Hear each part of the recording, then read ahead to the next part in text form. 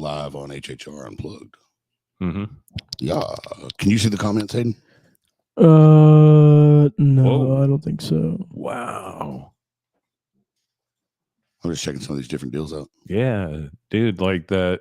Here's a story, where we're all three that was creepy. Of a man named Brady. Hey, what's up, guys? See my shirt? You see my shirt? What's going on? They're like, Look, I have no nose hairs. somebody's going to get on and go, Brian, your camera don't look good. Watch. Something wrong with your camera. Okay. Brian, you look a little fuzzy. A little fuzzy. I mean, You look a little sunburned. I could hook the GoPro up. And but leave the GoPro alone. yeah, everybody knows how much I hate the GoPro. Fuck them. We're probably not going to see any viewers show up because it's just on HHR Unplugged. There's one, probably Brooke. She's like, let me give him a sympathy viewer. Or my cousin, because I just told him we were about to go live. Oh, rock and roll. So it's really weird, dude. Like, you'll notice you won't see a whole lot of people jump in on the live at first, and then all of a sudden the comments never stop. But like tomorrow morning, it'll hit like 40,000 people or something. Holy shit! How do you do that? We don't. we don't know. Yeah, we just record. What do your Spotify numbers look like? So it's different than it is. It's different for us than it is for artists. Like, we can't just pull it up and see like monthly listeners. So you have to like really dig into the podcaster's account or whatever thing, and it's kind of an ass whip. 2 weeks ago, we don't tell the internet this very often, but nobody's watching anyway. Last week's numbers, we were number 91 in our category on Spotify, and number 20 and 24 on Apple. Nice. Fuck. God damn it, Rick.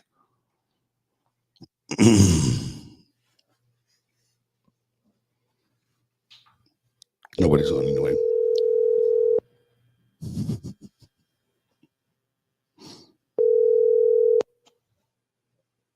What up, man? Hey, everybody, it's Rick from the Hometown Hot Rodder podcast, right here on the live recording of episode 14 of HHR Unplugged. I am here and live and available. Yeah. Oh, do you want to stay on? We can do that because nobody's watching yet anyway, and we haven't started recording. But you know what? Yeah, stay on. As soon as everybody's on, you're gonna have to go. Yeah, it's fine. It's almost past my bedtime anyway. There's only room for three of us in here, boy. Oh, bastard. Hey, Rick, let me introduce you to Hayden Hilliard. What's up, man? What up, Hayden? How are you? Let's see. Doing awesome, man. Doing awesome. Good deal. He's on my ass about this freaking Facebook page, and I can't figure out the password. What's new? Shut up. I think I did figure it out. What? Your computer is acting. It's his phone. Yeah, it's probably my phone. It's the phone. Really? Yeah. Oh. Well, With the phone, though. that could be a problem. No, it's Is it me? No, it was. you're echoing, I think, Rick, but it's okay. Don't worry about it. Let me turn the fan off and see if that might be something. Did you say something about jacking off? I think you did. Yeah, that's it. Something about Nope. It's on y'all's end. It don't matter. We're good. It's really not bothering me that bad. Y'all good? I'm chilling. yeah, it was good. Okay. Yeah. So Spencer, shut your mouth, please. I don't care. Don't talk Okay. again. Don't speak again. I'm serious. I'm not playing. Thank you. Okay. Well, let's just start a podcast, dude. You ready? Yeah, let's do it. Yeah. All right. Here we go.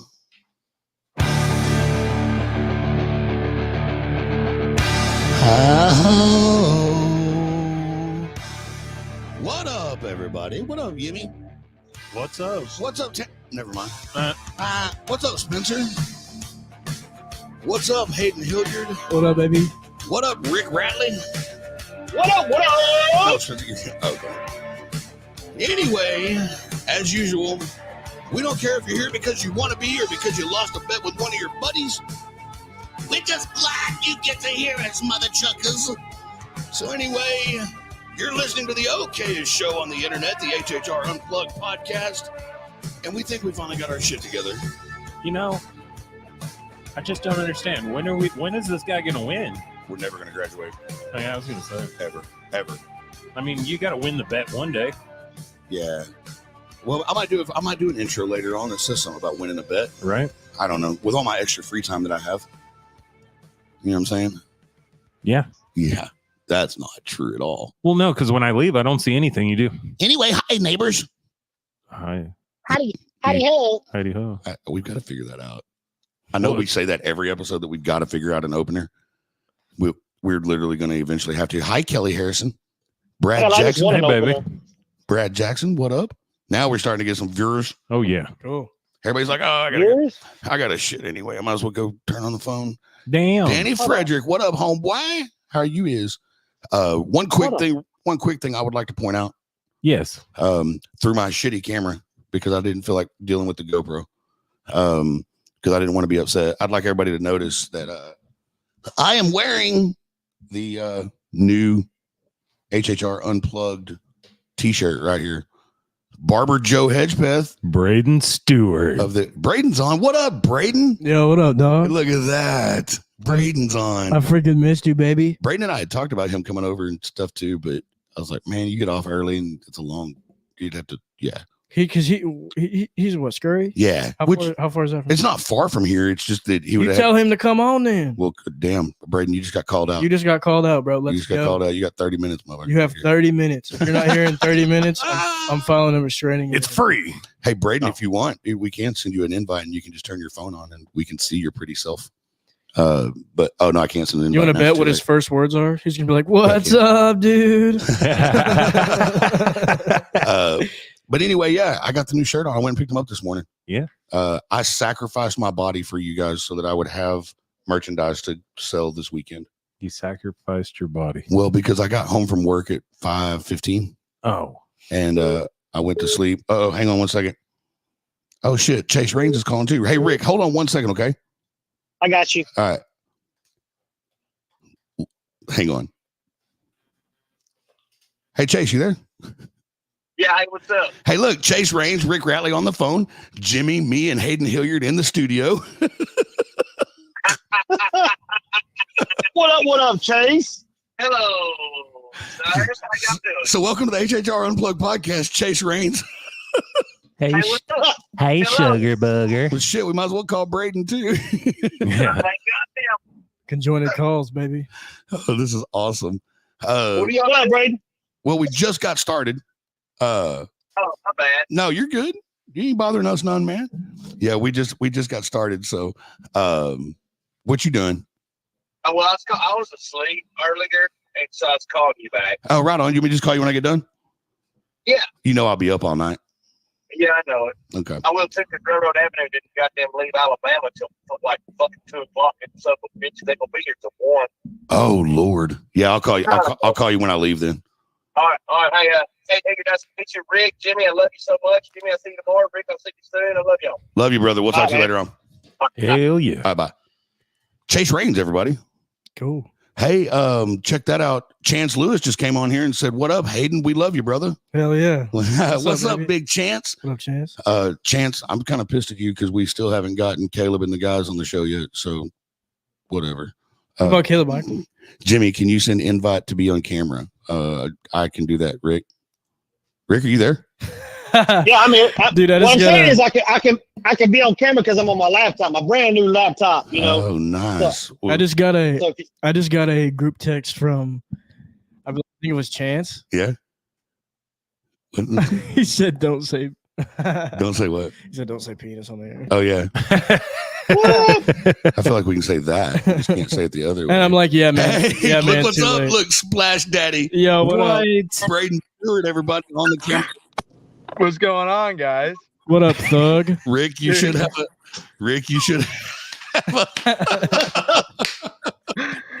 I just wanted to stop in and say Yes. what's up. What I up, gotta- dude?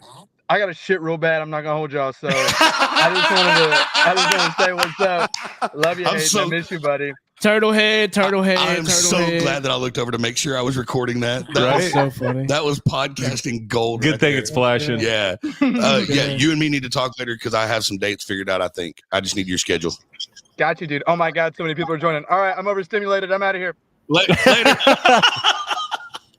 What up, Rick? what up? Hey, Oh, be on my phone or the? God. Yeah, that's bad.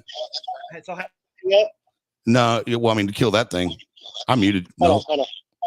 didn't work. Kill your speaker. I think it's on your computer. Oh, this is awesome. How's that? I don't know. Okay, it's better. Better? Yeah. Are y'all hearing it twice? Is it good? I think so. Get the Yeah. hair going. Okay, cool. We're good. Hold on. We're good now. Yeah. Here we There go. it is. No, it's horrible. No, it's horrible. So what's in your headphones? What? Yeah, what do you got in your headphones? Is that to your phone, or is that to your? You're gonna Sounds have the to. phone. Yeah. So you're doing a phone and you're doing that's where the feedback. You got to solely go through your computer. Okay, I can do that. I'll hang up. Oh, Or no, do you want to hang up? no, I just muted you. Just take those out of your ears. I think you're good now. Yeah, just hang sure? up. Yeah, Yep. just hang up your cell phone. Can you hear and us then- through your computer? Hold on, let me see. Hello. Can you hear me? Yep. Yeah. Yes. Yes, I can hear you. Okay. Yeah, it may not work, Bubba. What? Yeah, I think you're gonna have to hang up. I don't think it's gonna work, Rick. Oh wow. Oh, well. Yeah, we'll talk because I can teach you how to do it through your pod track. Oh yeah. Yeah, that's not You gonna. need, That's not gonna there's work. a delay. Ooh, there's an echo. on. Everybody watching live, give us a Is that minute. We're better? experiencing technical difficulties. Is that better? Hello. Yes, I think that is better. Yes. Is that better? Yes. Okay, we can do that. Yeah, that's fixed. Sweet. All I did was mute my computer. No, we have plenty. Thank you. Do you need one? Okay, no, we're good. Thank you. Okay, can we have a podcast now? So, on that note, If you ever.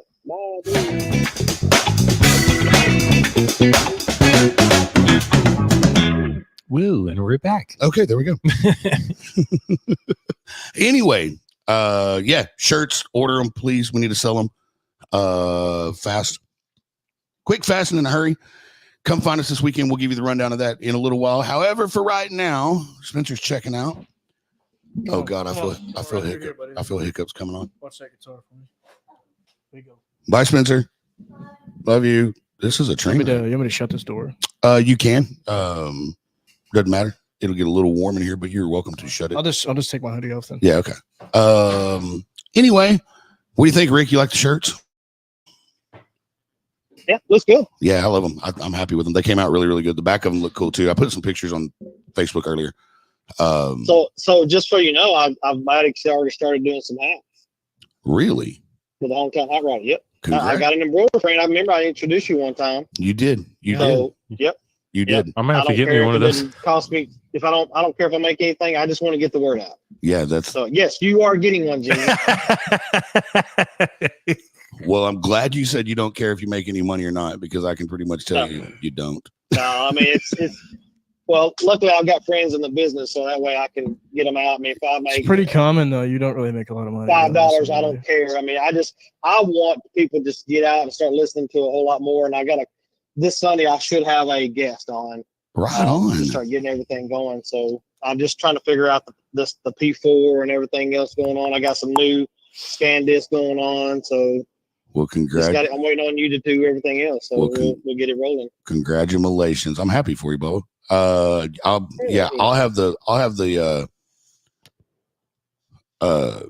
thing figured out pretty soon. I know you're busy, man. I know. It's cool. Well, if I don't figure it out today, then it's not going to get figured out because Yeah, remind him tomorrow because he'll forget. Now, we're. well, I just figured it'd be easier to put it that on the echo. actual hometown hot rod or Facebook page, podcast, stuff like that, instead of using HHR or anything else or my personal Facebook. Yeah. Because I could share it through my Facebook just like you did, and I just, it's kind of easier to do that. But I just want, once I do a recording, do I put it straight on or do I send it to you? We're just gonna figure that out. We'll get to all that. Yeah. But anyway, so let me move on. Let's move on here. Welcome to the. I'm really screwed up now. Okay, it's showing. That was too many things at one time. It really was. Stand by.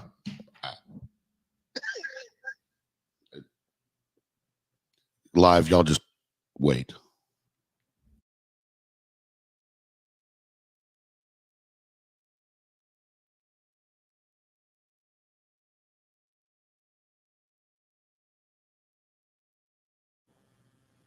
Okay, by there.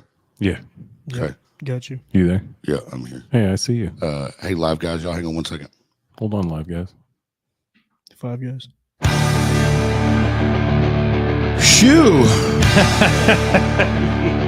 Okay, HHR Unplugged podcast take 2. Snap. Doesn't matter. AI is going to take the clap out anyway. It's like penicillin for your podcast. No, it isn't. I swear it takes all the clapping out. You'll see. Yeah. I just want to test it. Anyway, we kind of care if you're here because you want to be or you lost a bet with one of your buddies because gambling is bad. Yeah. So just know that on your day of celebration, you are listening to the okayest show on the internet, the HHR Unplugged podcast, and we're happy to have you here again and still. Yeah. Yeah. I think that works. That'll work. Yeah. Anyway, we got a whole new episode coming up with you, for you with a special guest and pretty people. Not us. We're not pretty at all. Whatever. Rick's kind of pretty. Look at that hair. Yeah. Welcome to the mad scientist of podcasting, Rick Radley of the Hometown Hot Rodder podcast. You almost screwed it the other way. Yeah, I screw up a lot. Whatever. That's great. Anyway, what up, party people? I don't think I've ever seen him without a hat on. No? Ever. Okay. Well, I'm going to try something a little different than our normal big old long monologue thing or whatever. Shut the fuck up, Rick. I feel like Tanner's on. Anyway, we'll try something a little different tonight. Is my face red? A little bit. Okay. I'll be all right. It's good you got that camera running right now. Yeah. Instead of the long monologue, Yeah. This time we're going to do something a little different. I would like to cordially welcome to the studio, to the show, to the episode. Oh, by the way, welcome to episode 14. Hey, welcome to the HHR Unplugged podcast episode. Oh my God, my Adderall's wearing off. Anyway. Yeah. Yeah. Welcome to the show, special guest Hayden Hilliard. What up, buddy? What up? Okay, man. Woo, What's up? golly. So the only thing that they really missed out on, Josh Shanks, what's up, man? The only thing that they really missed out on was Braden calling and telling everybody they had to poop. Yeah, damn it. And Chase calling and telling me that Railroad Avenue just now left Alabama. Yeah. That's really about all we missed, right? Laramie just texted me and said, "What's happening?" Is she watching? Yeah, she probably is. Good. She's like, "Let me know how it goes." It's going great. It's going fantastic. You said that. You know how women are, brother. Like, let me know how it goes. It's going, let me know. They talk too much. It's all right. My wife Hi, jumped on Laramie. and said sup and then logged right back off. There's Laramie. Sup, and then just What's went up, back Laramie? home. Hey, Laramie. Hey, Everybody's favorite little sister, Laramie. I work Laura. with Rick. He looks real funny without a hat. Yes, he does. All right, I'm turning comments off because Yeah. I can't today. I just can't. No. I'll Yeah, you filled them. So what's up, Hayden? How are you, dude? what's up, man? I'm good. So how was the 3-day trip from Justin, Texas to Rockwall, Texas? Man, it was about a venture and a half. I'll tell you what. I had to drive my brother's car here because I haven't had AC in my truck for a year. So Yeah. I went all last summer without it, and then I was about to drive here without no AC, and that would have been brutal. Yeah. So my brother was like, "I don't know what are you doing. There, just take my car." And I was like, "Okay." I love you, bro. I love you, bro. So I love you. props to Cam. I love you, bro. Props to him. I do want to get one thing out here though. Because it is important to us as a unit. It is important to us as a unit that people find out, hey, Rick. Yeah, you. Are you there? Yeah, I'm here. Yeah, he just hadn't said anything. His mouth wasn't moving, I'm so I saying assumed there was I'm nothing saying there. thumbs up. Uh, I'm listening. Let's so go. tell us about Hometown Hot Rodder, dude. Where are we at with Hometown Hot Rodder podcast? Well, I've got a few people lined up to talk about their business and some things going on. As I'm going through my truck and the issues that I'm having with it, my 65, I'm talking to different mechanic shops here and there, and I asked them, "Hey, would you guys love to come on and talk about your business and things?" They're like, "Yes, we would love to." I'm laughing at Chase. Don't worry about it. Oh, what's Chase saying? It don't What is matter. it? I didn't know it was a live stream episode of Get Mama. Okay, nice. Anyway, just what's going on? It just I got my sister-in-law. I'm going to get my cousin-in-law on. He's a mechanic, and just talk about different things. And like I'm doing like you, man. I'm going to talk about certain things, and I'm going to talk about different things. Hell yeah, get all the uncle fathers and brothers and all the Yeah. connections, Yeah. the whole Yeah. tree, My baby. dad, my dad's an old school mechanic. I'll talk about things he used to do, and just just like I said, this was all about bringing the OG back, rock and roll, baby. and Well, because we all love classic cars, we all love the things. You went to a different way, which is cool. I love still listening to y'all, no matter what. well, So, thanks, buddy. It's never a dull moment.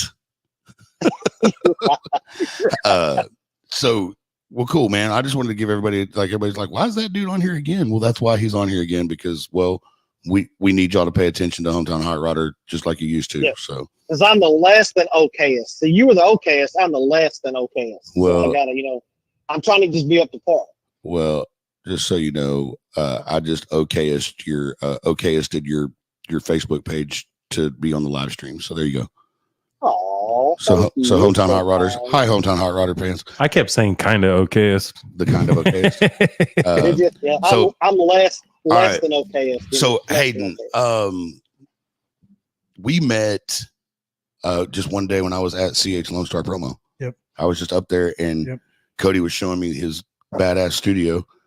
It was the day that the very first day I went. He gave me the tour or whatever, and there's this dude in the studio ripping it up and recording in the studio at CH Lone Star, and it was Hayden. Nice. And then, me, it's kind of that same thing that it was. I wish Braden was still here, because it's kind of that same thing when I met him. He's pooping. No, he wasn't pooping. But it was that same thing. I came back and I'm telling other people that know more than we do, right? Because we don't have a problem admitting that we're new to this and we're learning, and you know what I mean? Not new to the podcasting. We've always sucked at this. 4 years, we still suck. But it's okay. People like to watch us fall, or listen to us fall. But I was telling people, I'm like, man, this kid that I met at CH Lone Star Promo was a badass dude. Like, this kid could play. He was impressed the shit out of me. They're like, well, who was it? And I'm like, well, his name's Hayden Hilliard. And they're like, bro, really? I was like, what? They're like, go look him up. I was like, oh, okay, I will. And I did. I'm like, oh shit. So, dude, That's flattering. Thank you. congratulations, Yeah. man. Thank you. That my point to that was that, dude, look, you got a lot of fans, man. It's flattering. There's a lot of people, and it's not that I'm not. I just didn't know. I guess for me, it's like I don't really pay attention to that stuff, and for me, it doesn't really feel like it sometimes. Yeah. Because when I have, it's kind of weird. Like because I've played anywhere but around here Right. for the past almost like few months, and those people don't know who I am, Right. and those are like the places that I thrive the most is in front of people that have never played, that have never seen me before. I love that shit. Okay. I love it because Okay. I can go out there and just be like, all right, you get what you get. If you like it, you like it. If you don't, you don't. But I'm gonna make you like it, and you're gonna like it. So I do the That's same. how it's- I do the exact same thing. And it's what I was That's telling how you it's gonna guys. go. So That's what I was telling them as far as being on stage, like to do the MC stuff. yeah, right? for sure. I don't know you people, so I'm either gonna make you laugh and have a good I think that's time. cool that you're doing that though, Well, because thanks, brother. that's I appreciate like that. I remember.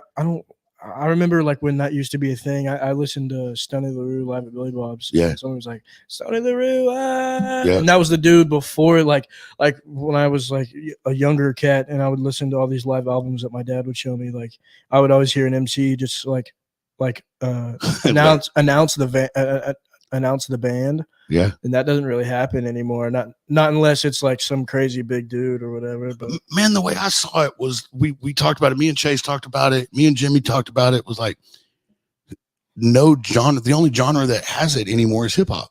Yeah. Nobody Yeah. has an MC anymore, right? And dude, I think it's super important yeah, for sure. because it went from people having their own MC to then the venue would have one. Like there'd be a house announcer, right? Well, then all of a sudden you just got people that think they need to sound like they're DJing at a strip club, Mhm. right? All right, put your hands together for Hayden Hilliard, and then that's it. There's no more. That was the end of it, Yeah. right? Like I'm telling people to put dollar bills in Braden's G-string the other night. Like I was having fun, man. And he's like, Laramie said, bringing I did. MC back. That's what we're trying to do. Is that's kind of the point behind Hometown Entertainment Group. We decided to start this company to be able to help people start up podcasts, like and house podcasting. and we'll provide the hosting. We'll provide the technical assistance. I'm trying, Rick. I promise. You're good. We'll provide sponsors and advertisers. I do have some of those I need to share with you, Rick.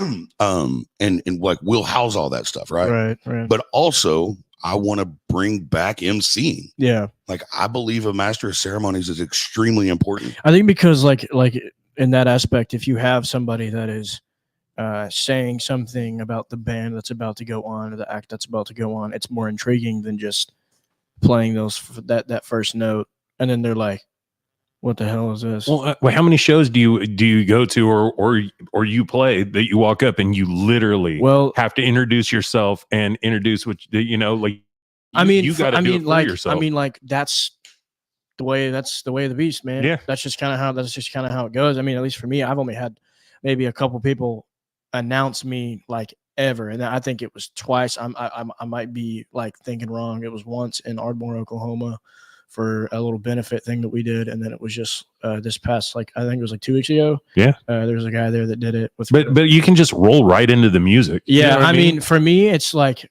I think that's dope, and I would love that. Thanks, man. I appreciate it. Because I mean, like on a personal level, obviously like we're getting to know each other and stuff. Like whenever like we get to know each other on that personal level, and like we build a relationship with each other, and then you go out there and you say my name to people that don't know who I am, then you're like, hell yeah, this guy knows what's up. And then you hit that first note, and then you're like, yeah, hell yeah. It's such a hype booster for me at least. No, that's that for me at least, because that adds the professionality of it. And so, I like that a lot. Right. And so like the one show that I did for Braden last Saturday was the first time I had done it for Braden. Let's see. Laramie says artists don't want to take the time to ask for money or to ask for things like the audience should be doing already. So the MC doing it is appreciated, period. Thanks, Laramie. I know I had you nervous as hell Saturday night because you were afraid I was going to be real stupid, and I kind of was a little stupid at some time. But that's kind of the point, right? You gotta gauge your stupidity by the drunkenness, for sure. You know what I mean? Or just don't get drunk. No. I didn't drink. I didn't drink. Oh, no, the crowd. I was just. Oh, okay. I thought you were talking about you. I was like, well, maybe then like as they get more and more inebriated, then you get to be a little more and more ignorant. Yeah, and a little more party. Because in their mind, they're like, you want to be a little more party. As you go along through the night, you get a little more party and a little more party and a little more party. Oh yeah, right. You got to cater to the alcohol, dude. Look, the whole trick is this, man. It's getting people engaged, right? Putting asses in chairs. It's getting asses in seats. It's getting them to stay in the seats and not leave, right?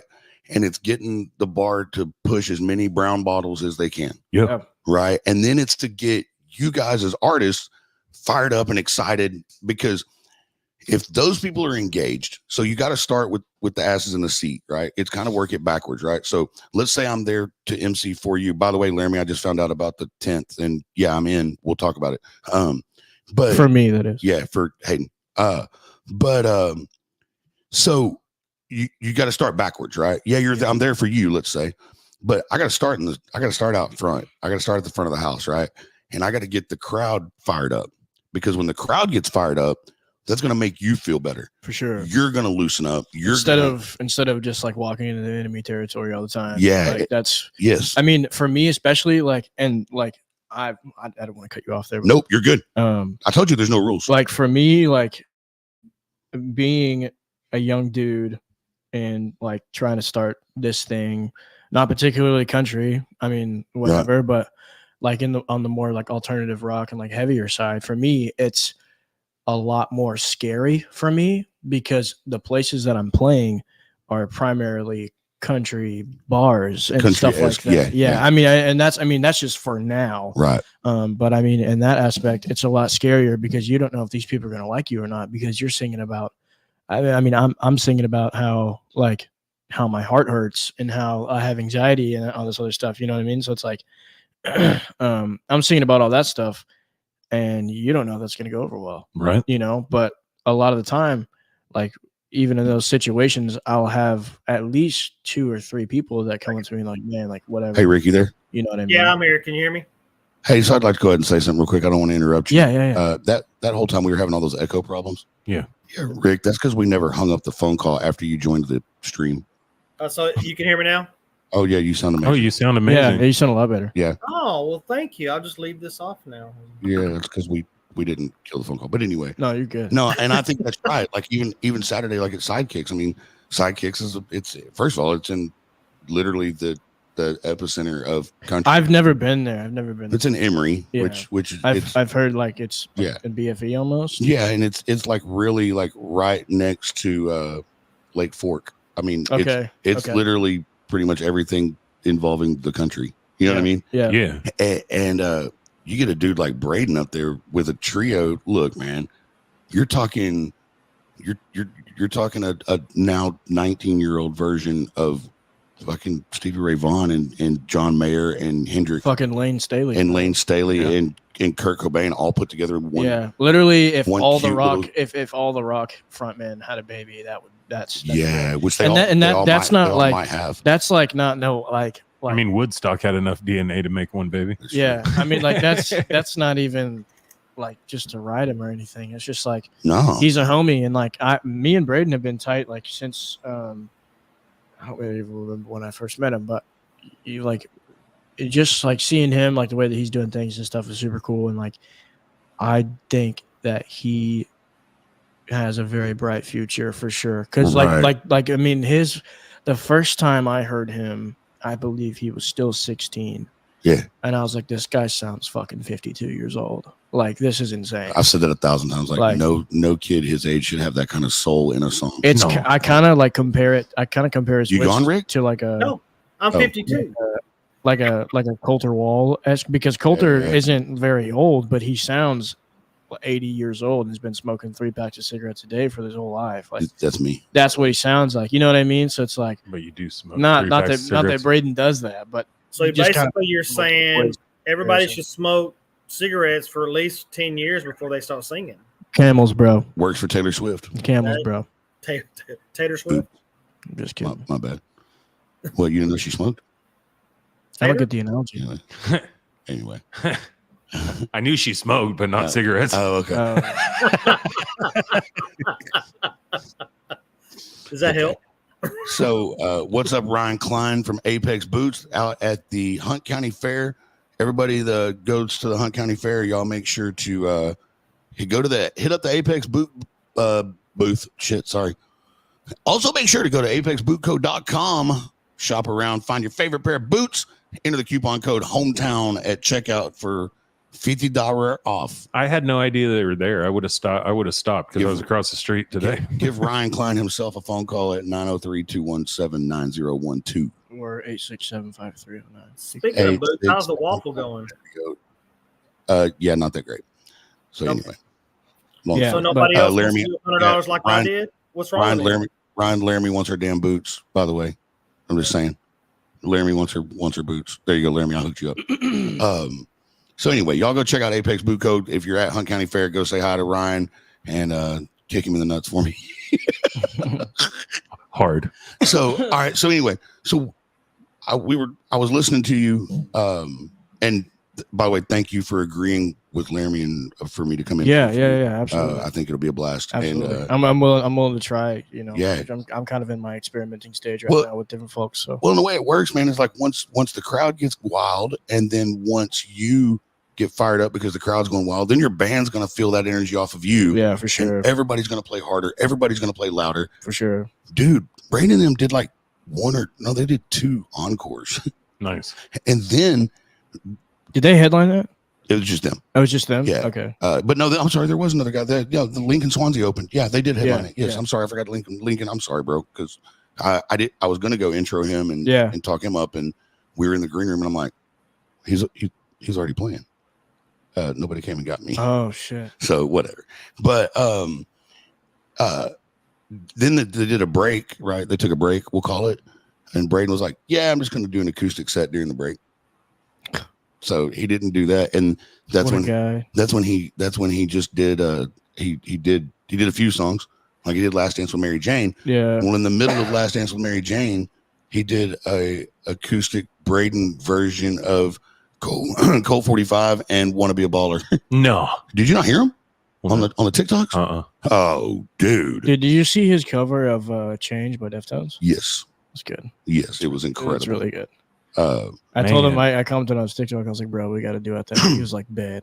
Yeah. And I was like, I'm for real. Right. I'm not shitting. So this TikTok that I did that says, Laramie Ryan says, come order your boots. This TikTok that I did where it said, who knew Braden Stewart was a rapper? Okay, listen to this. Singing them dirty rap songs. Stop and hit the ball like Cheech and Chong and silk tapes from here to Hong Kong. Sit roll my joint, pick out the seeds and stems, getting high as hell. Who thinks to do this?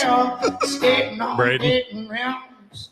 Sit roll, 83 Cadillac Coupe de Ville. Well, if I tell you San Mercedes just on sale, I bet my caddy will. Now get ready for this. All right, I got one more. It's the same. It's the same key too, which is nice. Wanna be a baller. Shot collar, 20-inch blinds on the Impala. That's fucking rad, dude. Caller, I'm getting late tonight. Swish your old top, got it sprayed by. We don't own the rights to this song. I don't care. I do. Braden, it's Braden's song. I know that. He's such a dude. He's such a dude, bro. Better way, yeah.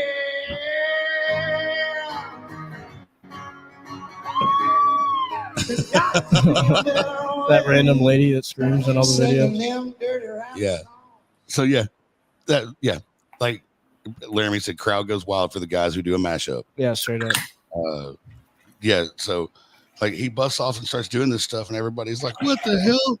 Oh, yeah, my bad. I just saw that group text you were talking about earlier. Yeah. Thanks, Chance. But so that's kind of the idea behind doing the MC stuff, right? Is for one, man, look, if the MC, oh, that was Laramie screaming. She said, if the MC is part of the act, right? Yeah. So let's just say that we're together.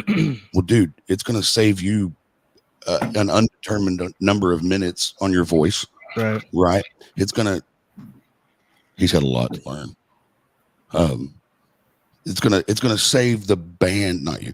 It's gonna save, it's not you, Hayden. Okay. It's gonna save the band on having to rush.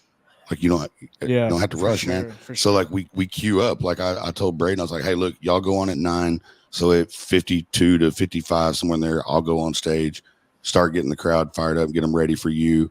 Y'all just come up on stage, get plugged in, get ready.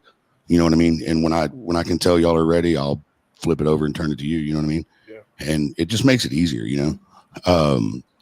But also at a place like that, and we'll do this at Whiskey Rodeo also in Abilene. Cool. With a place like that, we've got to be mindful that, like you said, you're about to introduce these people to something that they didn't know they were going to come listen to, probably. For sure. Right. Yeah, because that's one of the most frightening things for me is that a lot of the people that I don't know about like surrounded by with, but like share a scene with, I guess you'd say right now.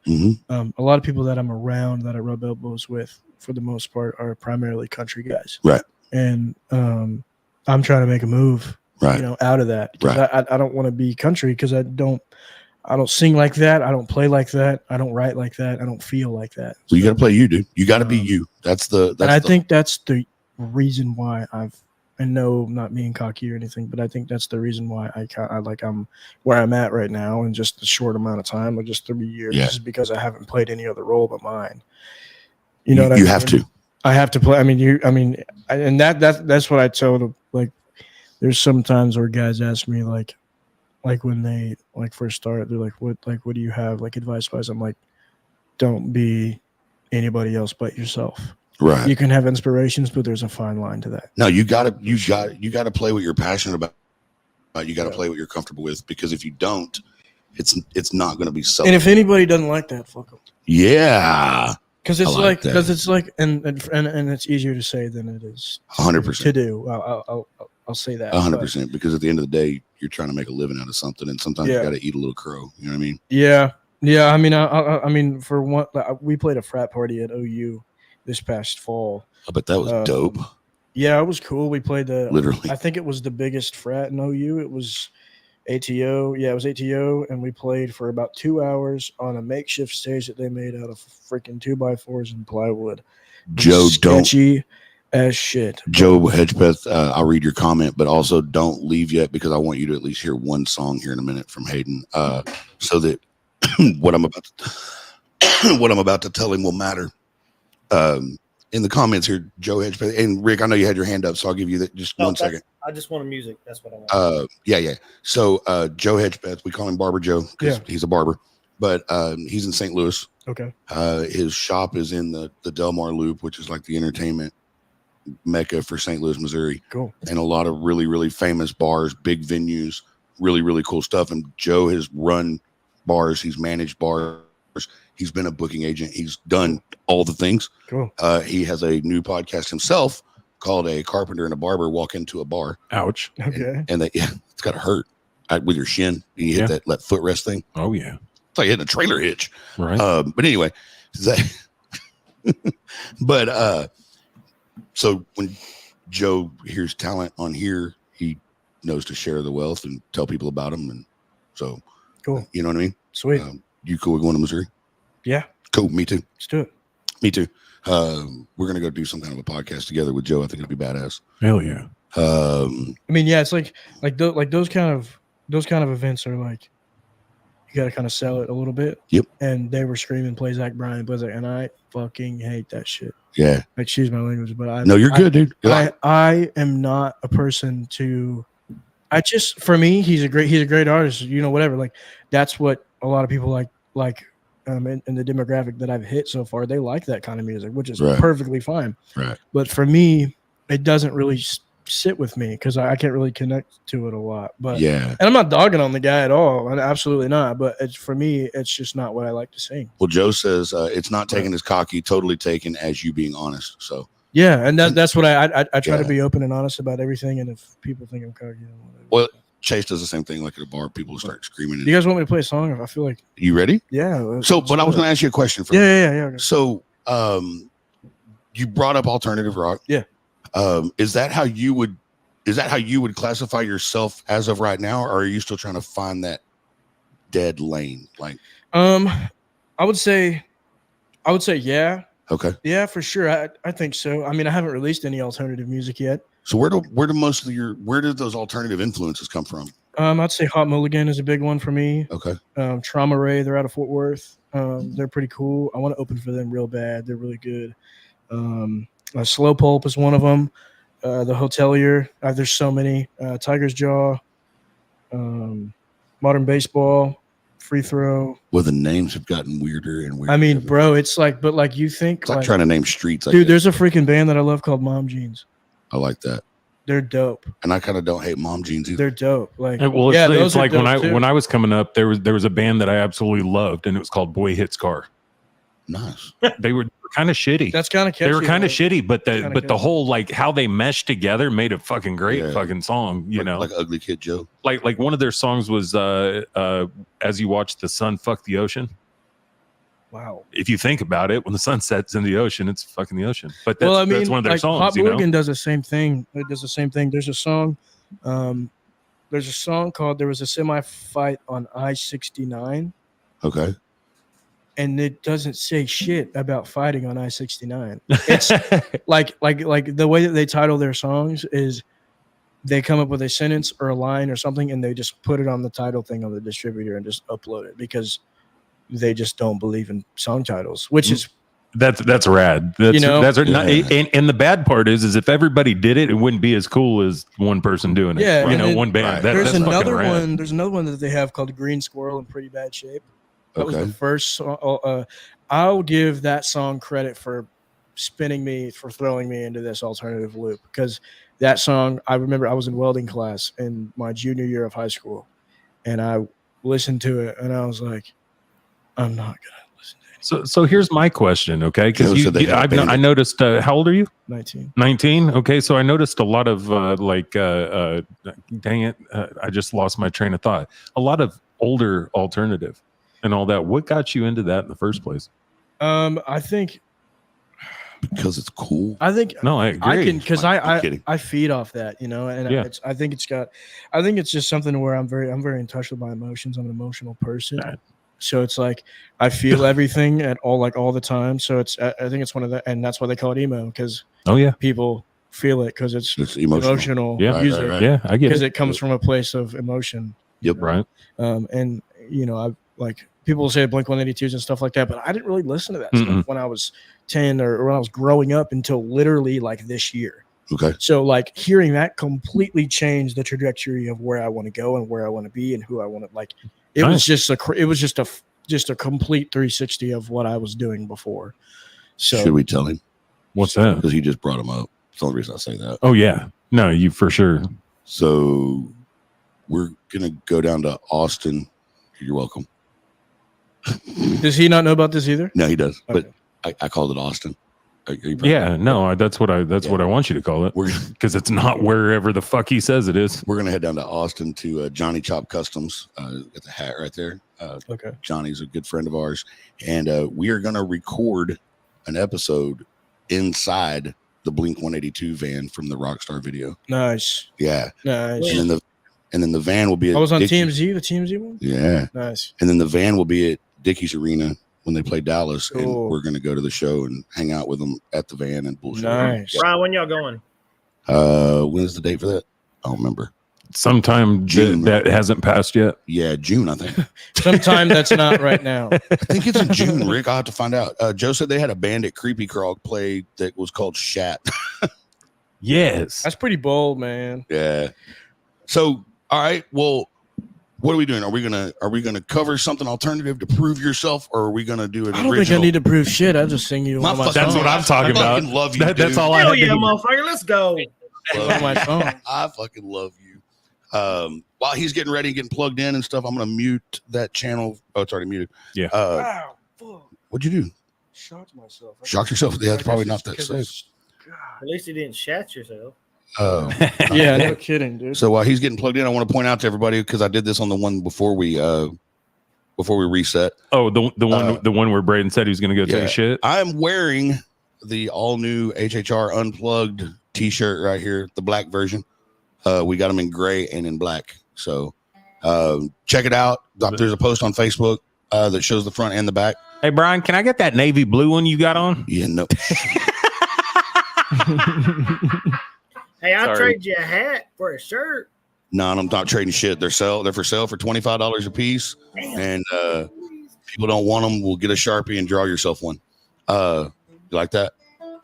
I do. Did you like my post on earlier today? I did. Yeah, it was like, no, we're not holding you one. I don't care who your mama is. Right? Like, no. Like, We've heard all this shit First before. serve, baby. go pay everybody else's light bill before you pay your own, and then look up and be broke and go, oh shit, I forgot to pay my light bill. Right.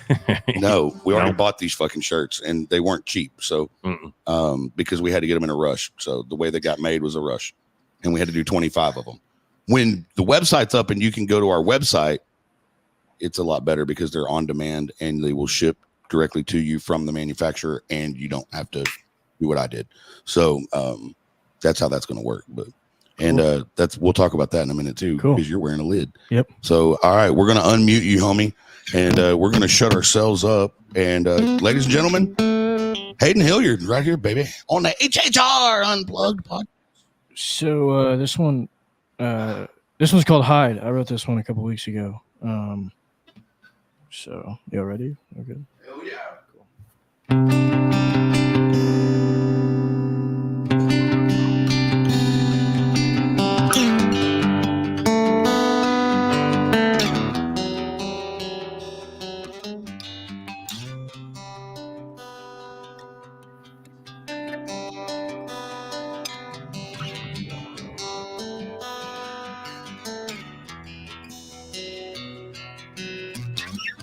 I'm trying to see right through you.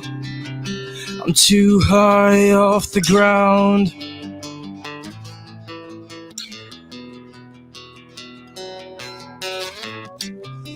I need somewhere to hide. I can't keep it inside.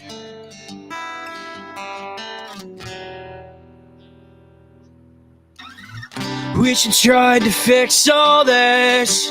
No, you don't even give a shit anymore.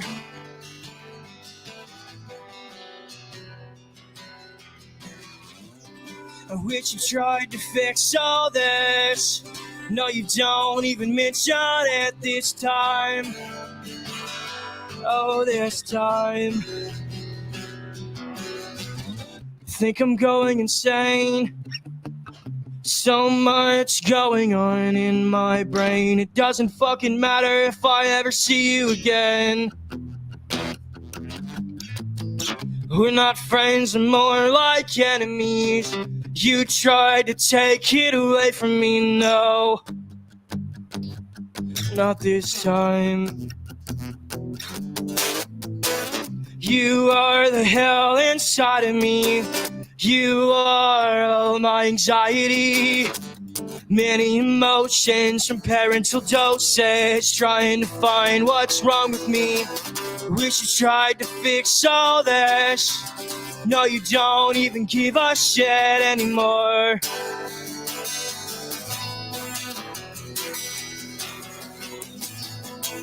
Wish you tried to fix all this.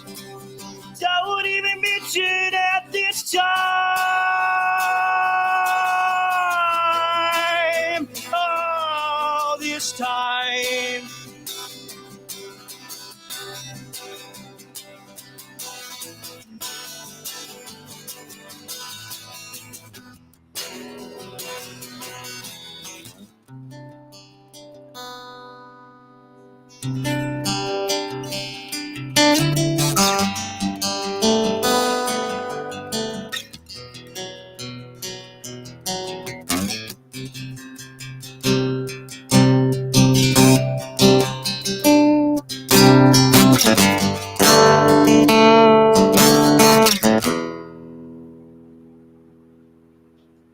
Damn it. Ooh, nice job. Lord. Good, nice job. Dude. Hey, dude, that felt like high school again. Thanks. Dude. That's a compliment, by the way. Dude, wow. I've been out of high school 30 fucking.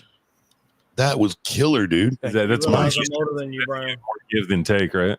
What? The 30-year thing. No, it's not quite 30. It's like 28. No, this is the class of 2025. Yeah. So it's 29 years. Damn. Yeah, shut up. So, bro, hell yeah, dude. Thanks. Good job, man. Thanks, man. Look at Rick's face. He's like, you don't want to know when I graduated. Yeah. It's like, Yeah. 30, he's like 68 years ago. Reagan was still president. 9-1. Wow. 91. Oh, yeah, that's right. You graduated my freshman year. Bro, that Your was freshman year? 91, you said, right? Yeah, 91. Yeah, you graduated my freshman year.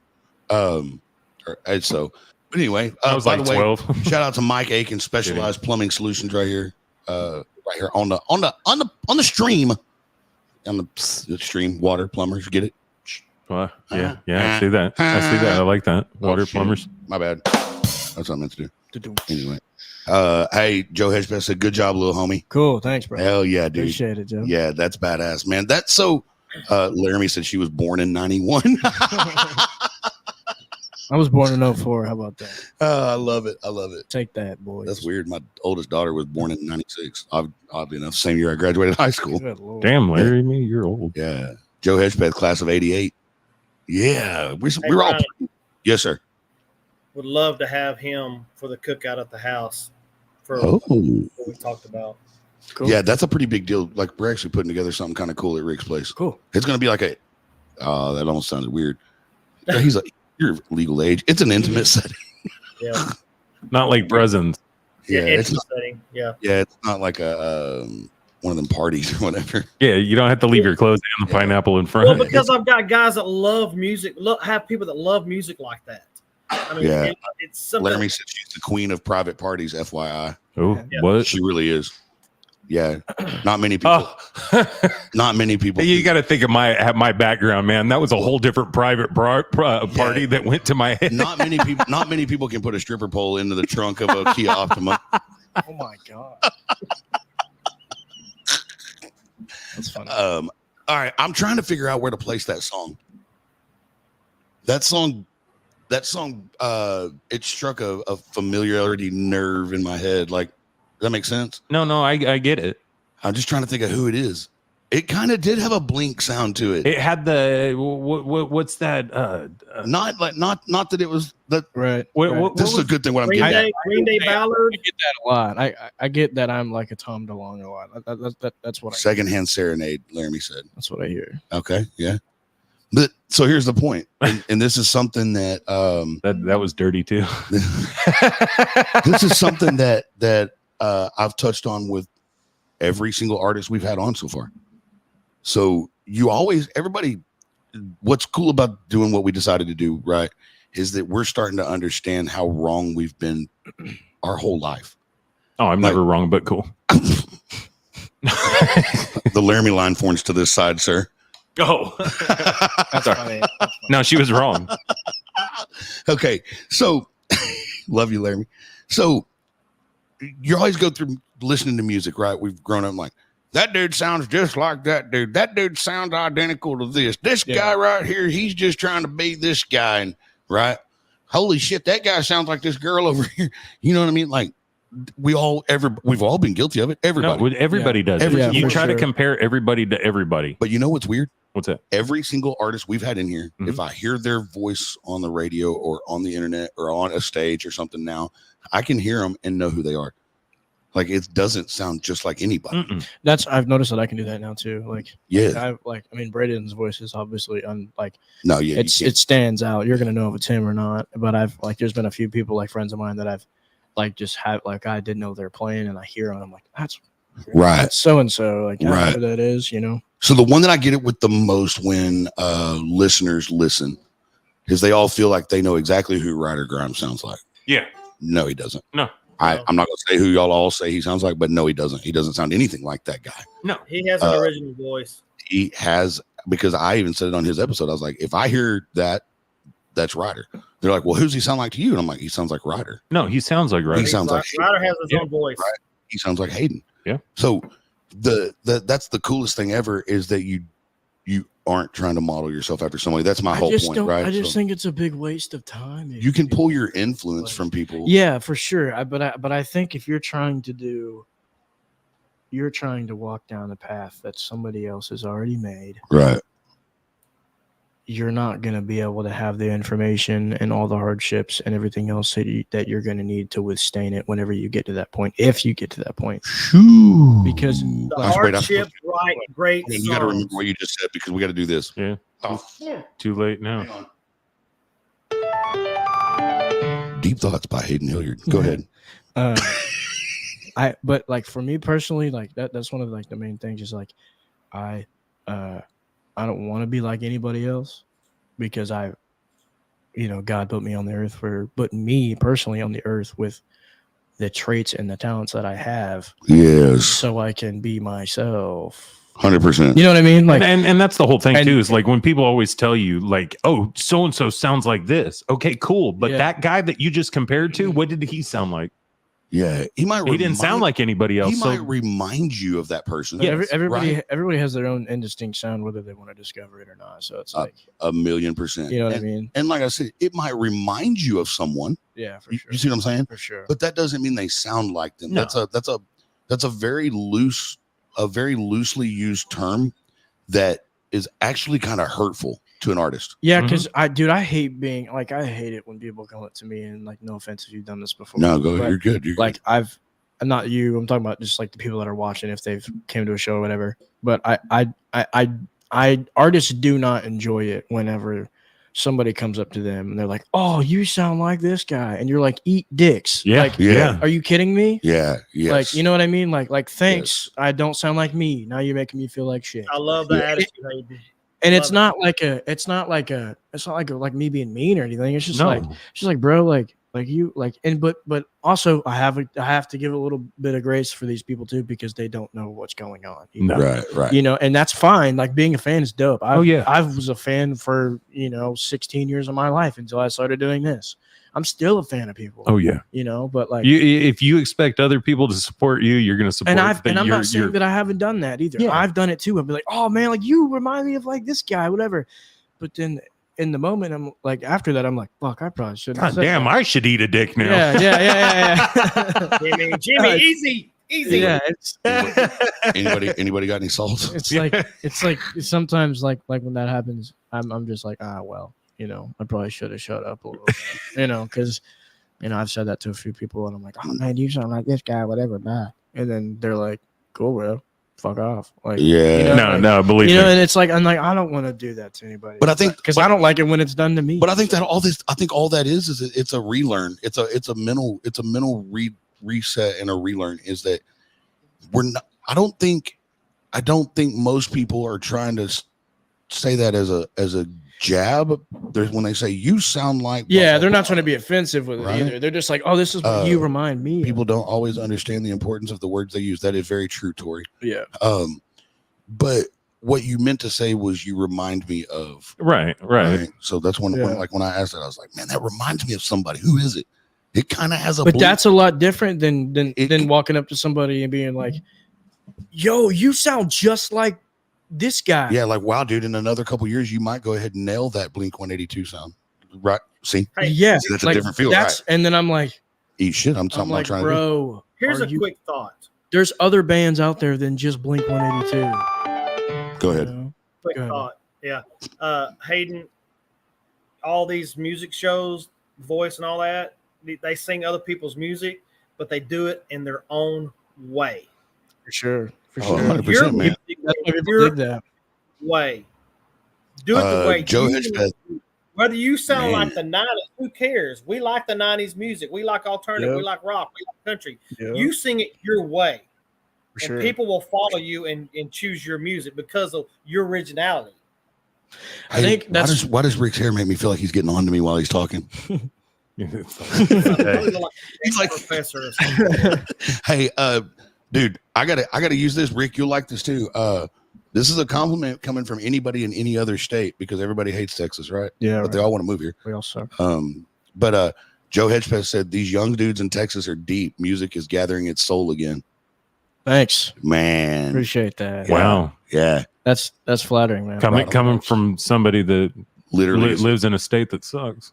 Hey, coming from somebody that's in a state full of music, that's for sure. No, I know, but I mean, this is the great nation. They do have Texas and her four horse.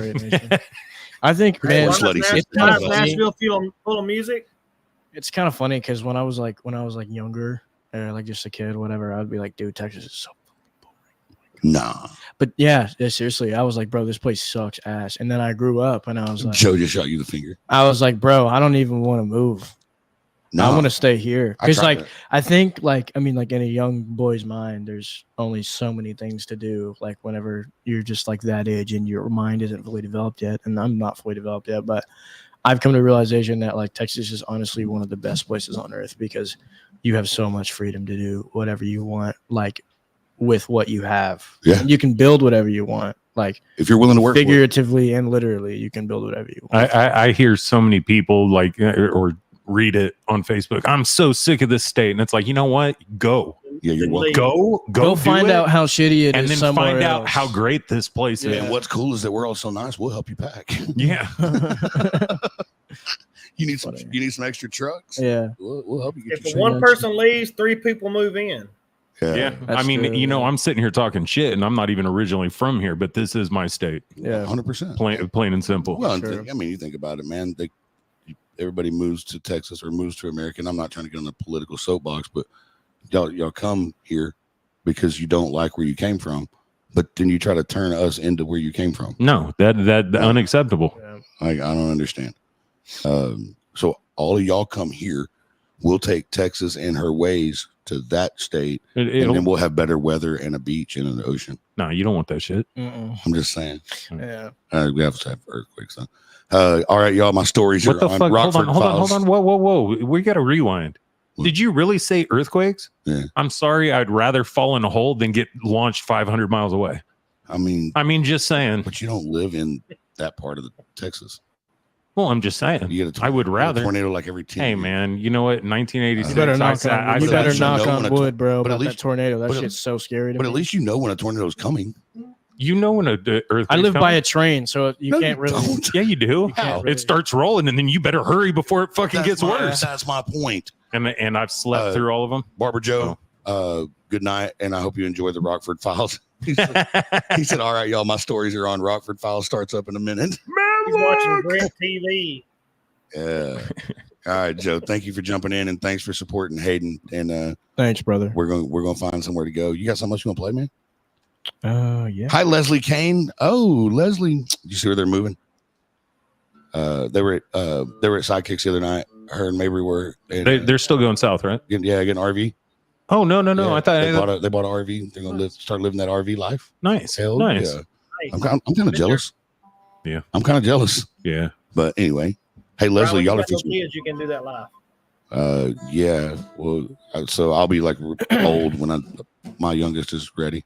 No, we just moved into our new house last week or 2 weeks ago. I said I'll be old, Hayden. I'll be Rick's age whenever Spencer graduates high school. Yeah, because you're already old. Hey, Hayden, I got a 16-year-old in high school still. Yeah. No, I was there once, man. Yeah. Same age as Clayton.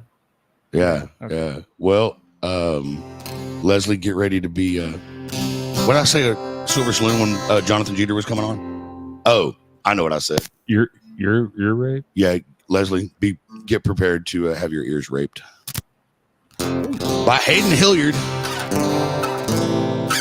Dude, I'm gonna sing another new one that I wrote. Is that cool? Damn, dude, listen. Hey, this is your episode, brother.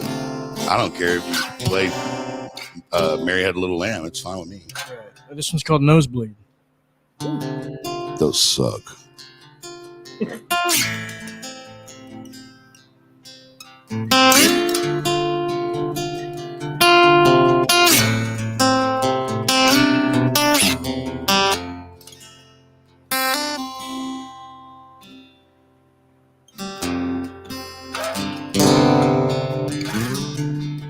You know what you're made of. You know what you're afraid of. What would you do if you weren't that way? Would you still hide? Would you still die inside? Oh, inside.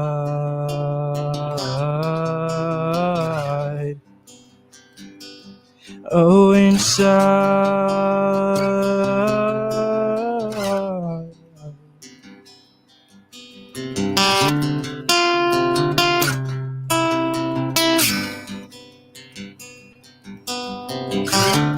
Wiping the blood off my nose. The words you said left me bitter cold.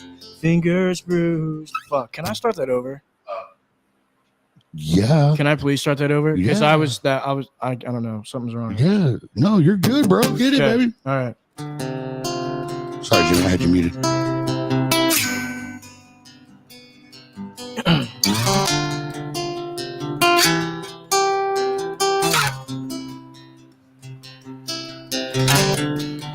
You know what you're made of. You know what you're afraid of. What would you do if you weren't that way? Would you still hide? Would you still die inside? Oh, inside.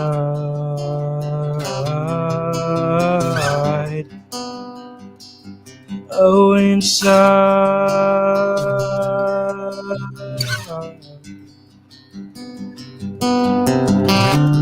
Crying on the floor in our kitchen. Something's wrong and something's missing. I don't know what to do anymore. If you want to leave, then there's the door.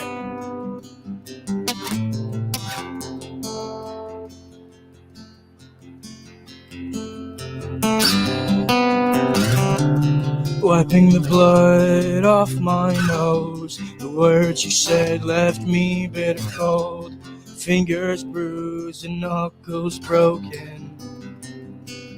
I wish you'd say that you love me. I wish you'd say that you care. I wish you didn't have to feel this way about me and ended up feeling me everywhere. What would you do? Tell me, what would you do?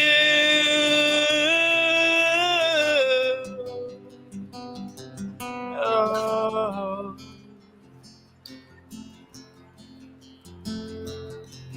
What would you do?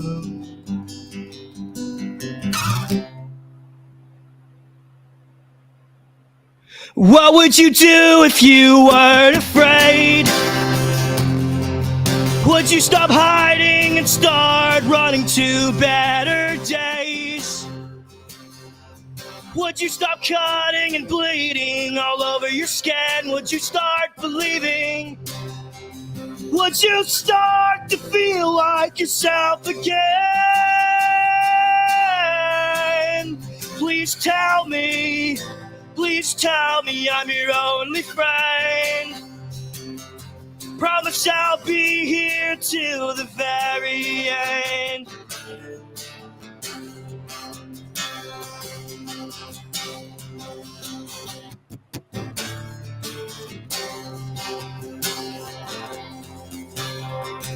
Till the very end.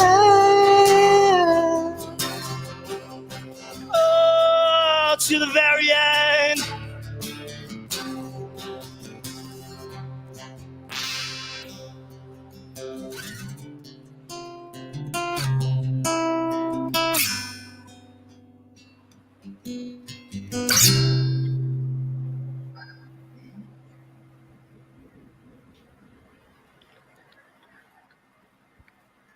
Wow. Holy crap, dude. Wow. How long, Shit. okay. There. How long ago did you write that song? About 2 weeks ago. Yeah.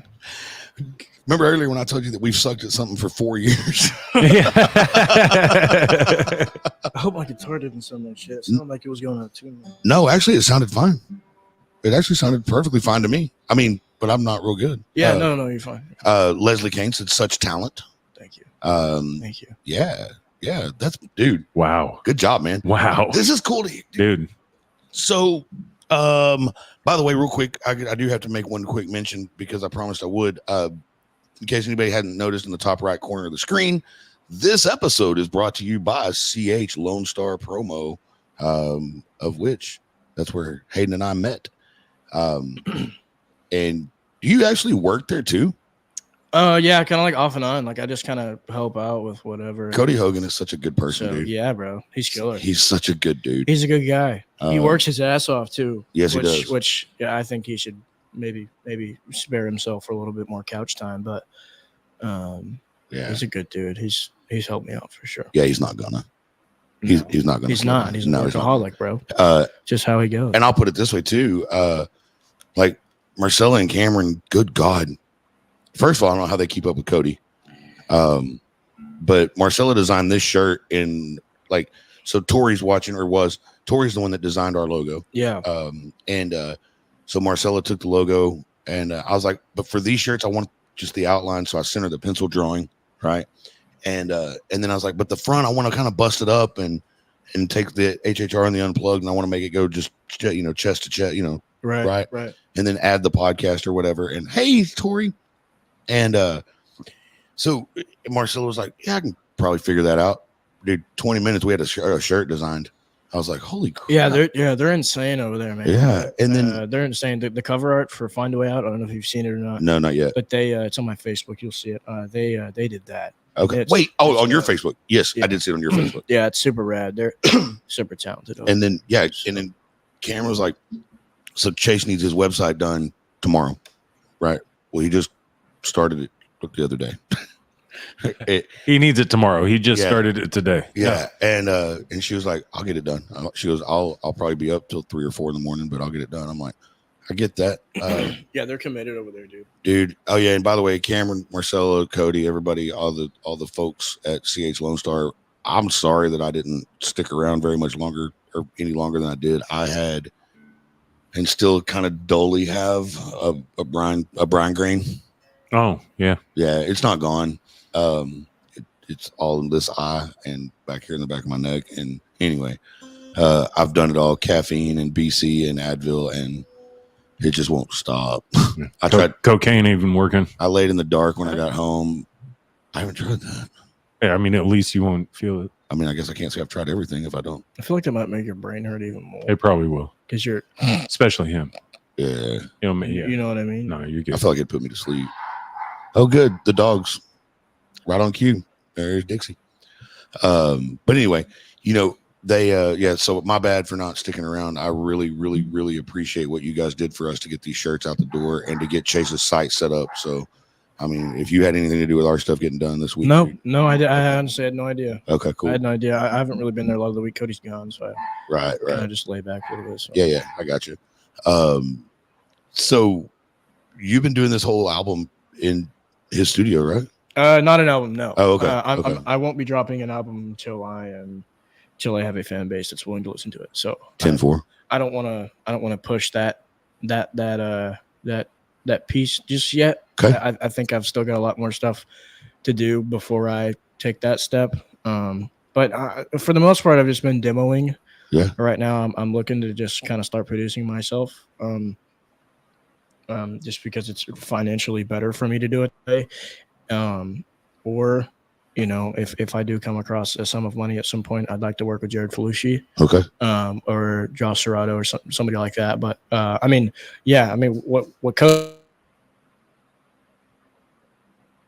because I can get in there whenever I want, literally at any hour of the day, and stay as long as I want without paying a dime. Yeah, no, he literally told me when he gave me my little tour, he said that he built that studio so that the artists that work with CH Lone Star Promo can go in there and beat the shit out of it for free. No, I mean, there's still some things that need to be done to it for sure. But I mean, overall, like for me doing my whole demo stuff and writing songs, because I wrote Hide and I wrote Nosebleed in that little room. Yeah. So I've done a lot of writing with that little place, and it provides a little bit of solitude for me, I guess, because like I can just shut the door, I can lock the door, I can be in there by myself, turn the lights down, and just do my thing without any distractions and stuff like that, which is cool. It's definitely the space that I've been needing, which is nice. So so shout out to Cody for that. On that note,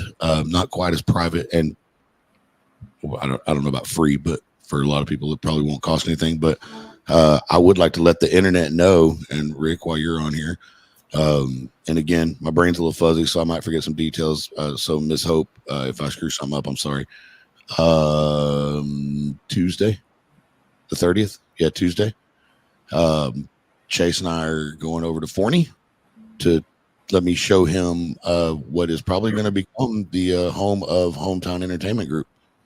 Downtown Forney Granaries area, Rick, where the old granary area is downtown? Yeah. And they kind of turned some of that into like some little shops and malls and stuff. Yeah. There's Back Porch Candles, which is Jared Jackson's wife's mom. It's Jared Jackson's mother-in-law's business.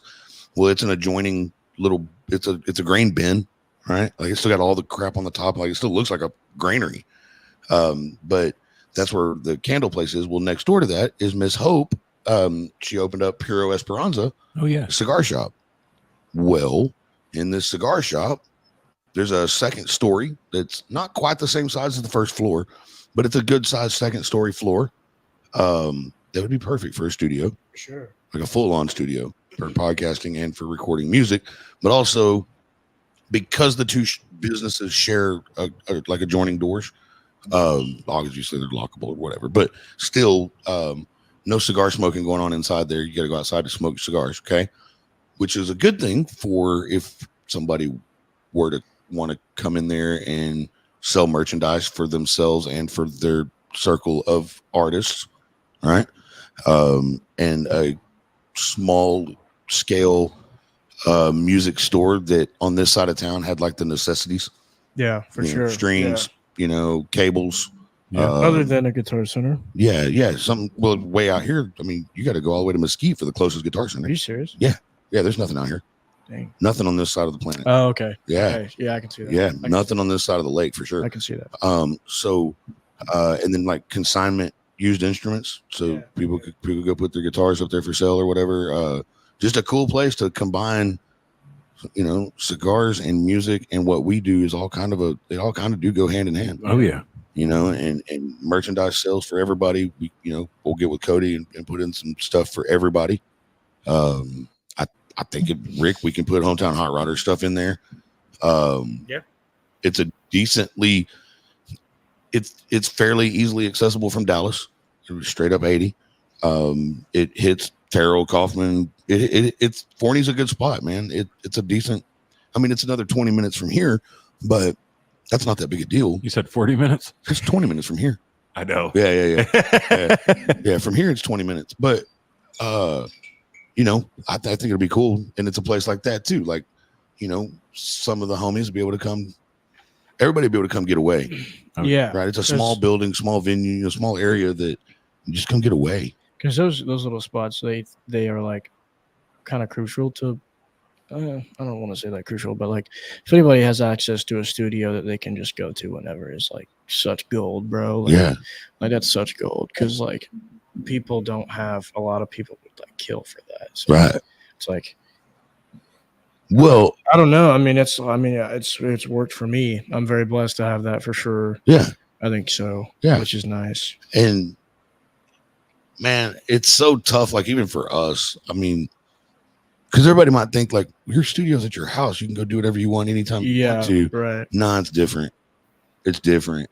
Like if you're gonna go to the studio and let's just say you're having a rough day at the house, right?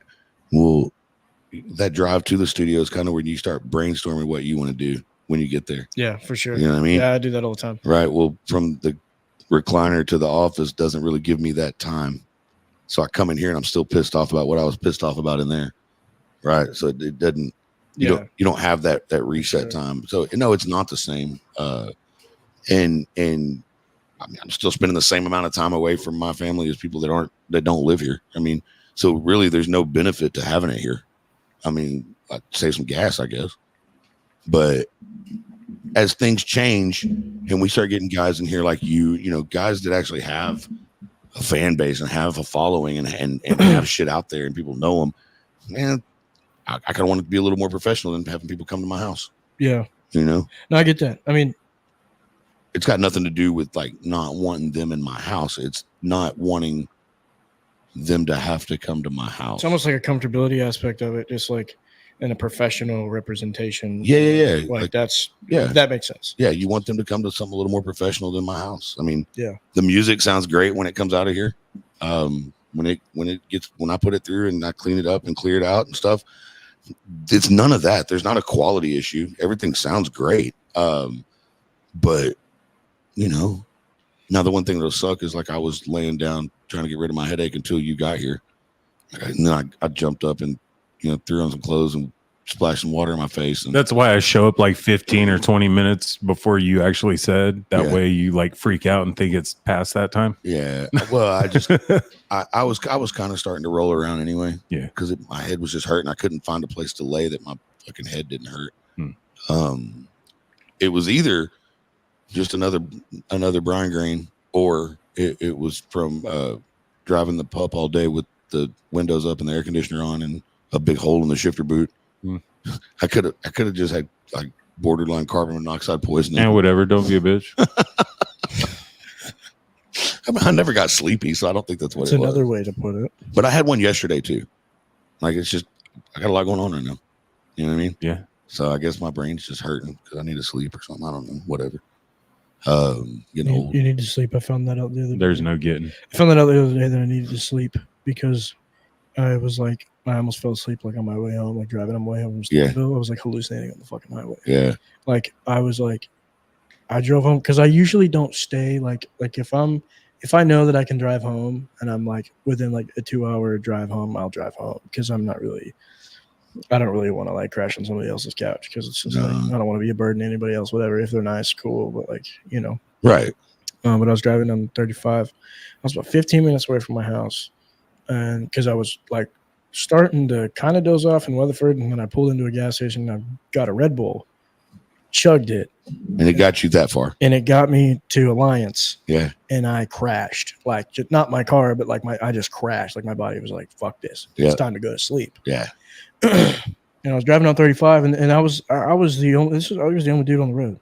So if this happened, I don't know how long it would take until somebody got to me. If this was a thing, I don't like putting things out there in the world like that. But I should have been smarter. I think so. And fucking stayed in Stephenville. But I was driving and going down 35, and then the big exit signs, the big green exit signs. Mm-hmm. There's one probably about half a mile away, if not, maybe, I don't know, my judgment's bad. Maybe like half a mile to like 300 yards away from where I was driving. And I don't remember like dozing off, but I was like, my head was resting against like my seat. Yeah. And I was driving and I was like doing that. And then for whatever reason, the exit signs, it looked like one of those cranes with the two tank wheels under it.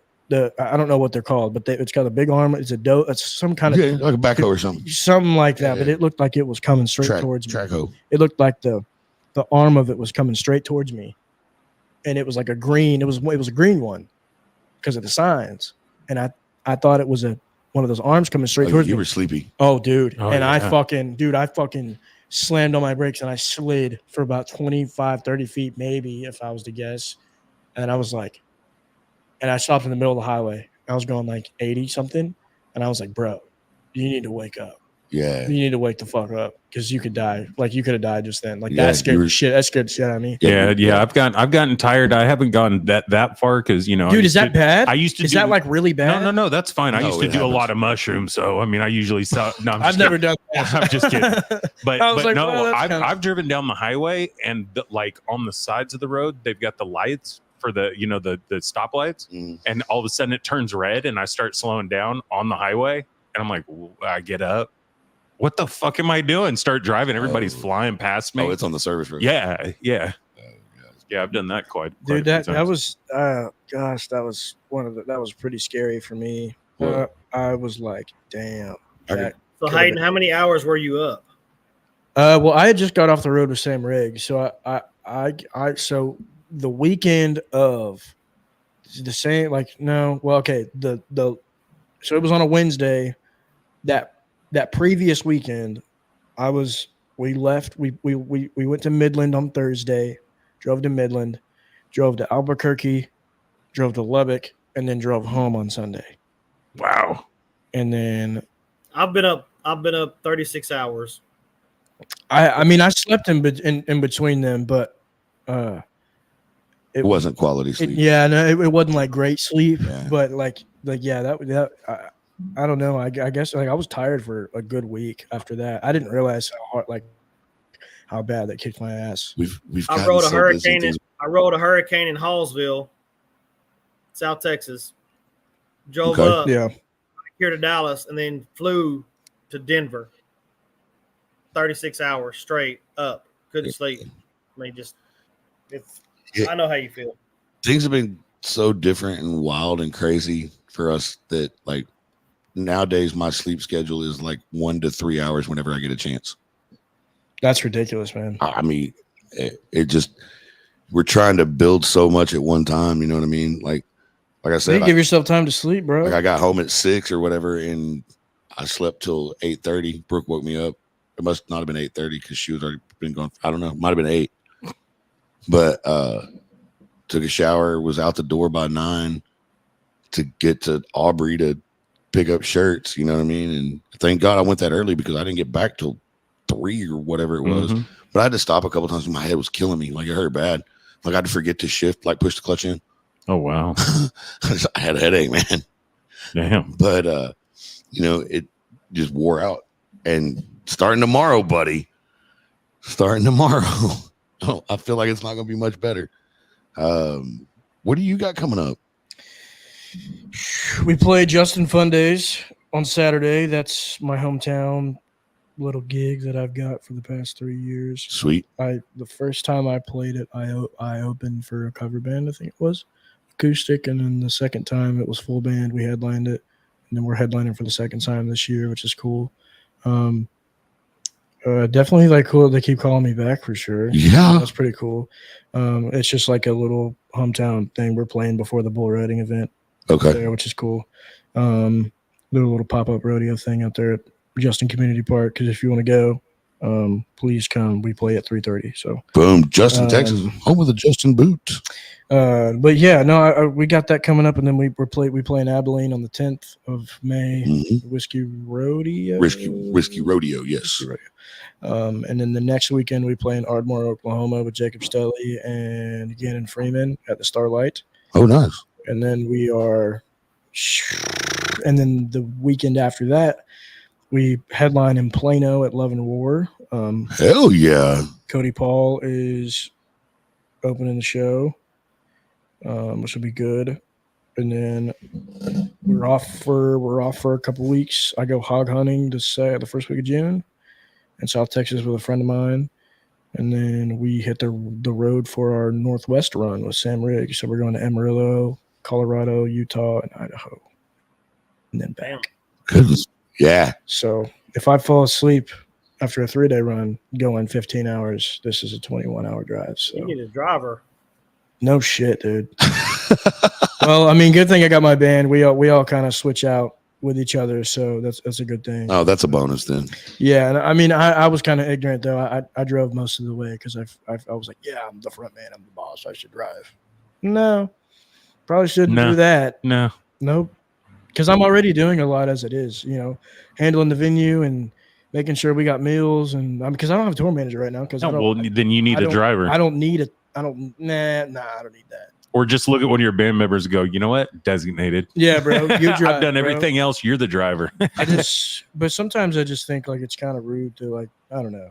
I think I'm too nice sometimes, but I will tell you, if I go a long distant drive, like if I drive from here to California, I'm not going to let anyone else drive. And I'm going to drive straight through. I'll do 22, 24 hours. It don't matter to me. But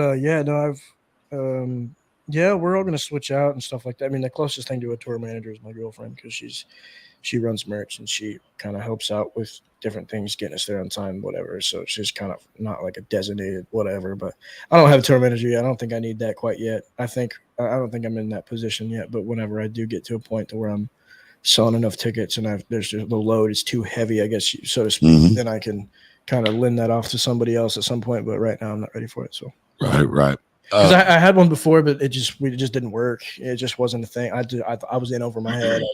Like, yeah, I need a tour manager. Like, look, yeah, no, I didn't need a tour manager. Hayden needs to be the guy that goes through everything. Because why would I have somebody to do my job?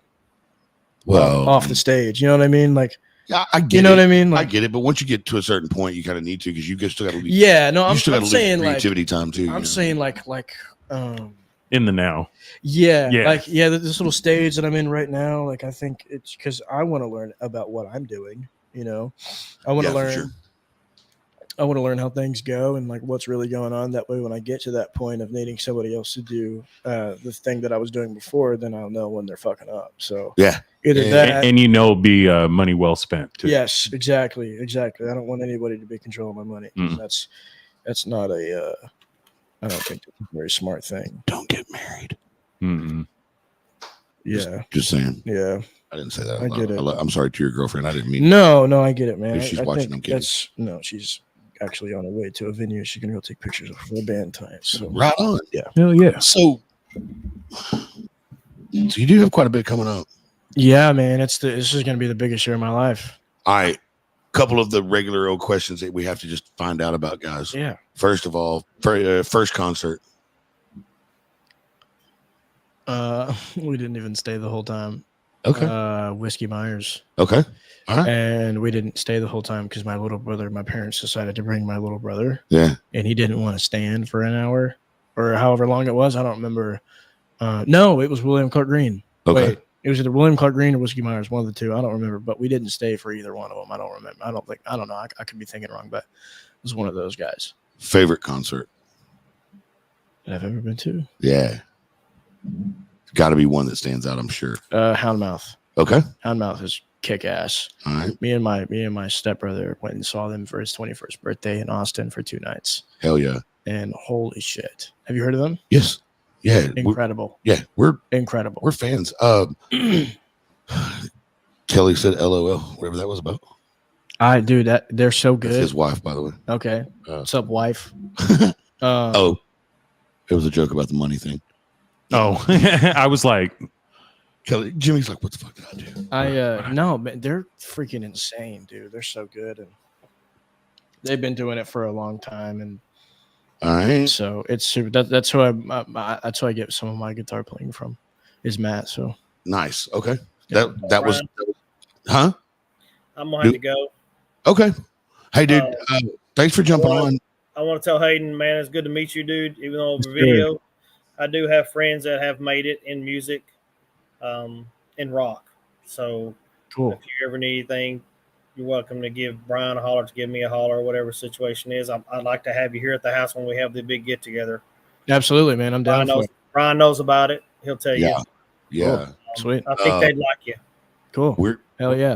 We're probably only a couple more weeks away from being able to announce some stuff, Rick. Okay.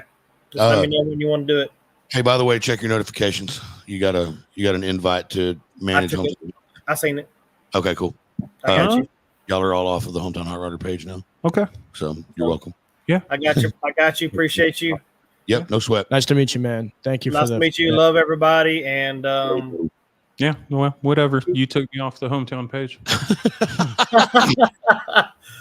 Hey, Jimmy, as soon as I get a hat, I'll give it to you. Brian, same thing.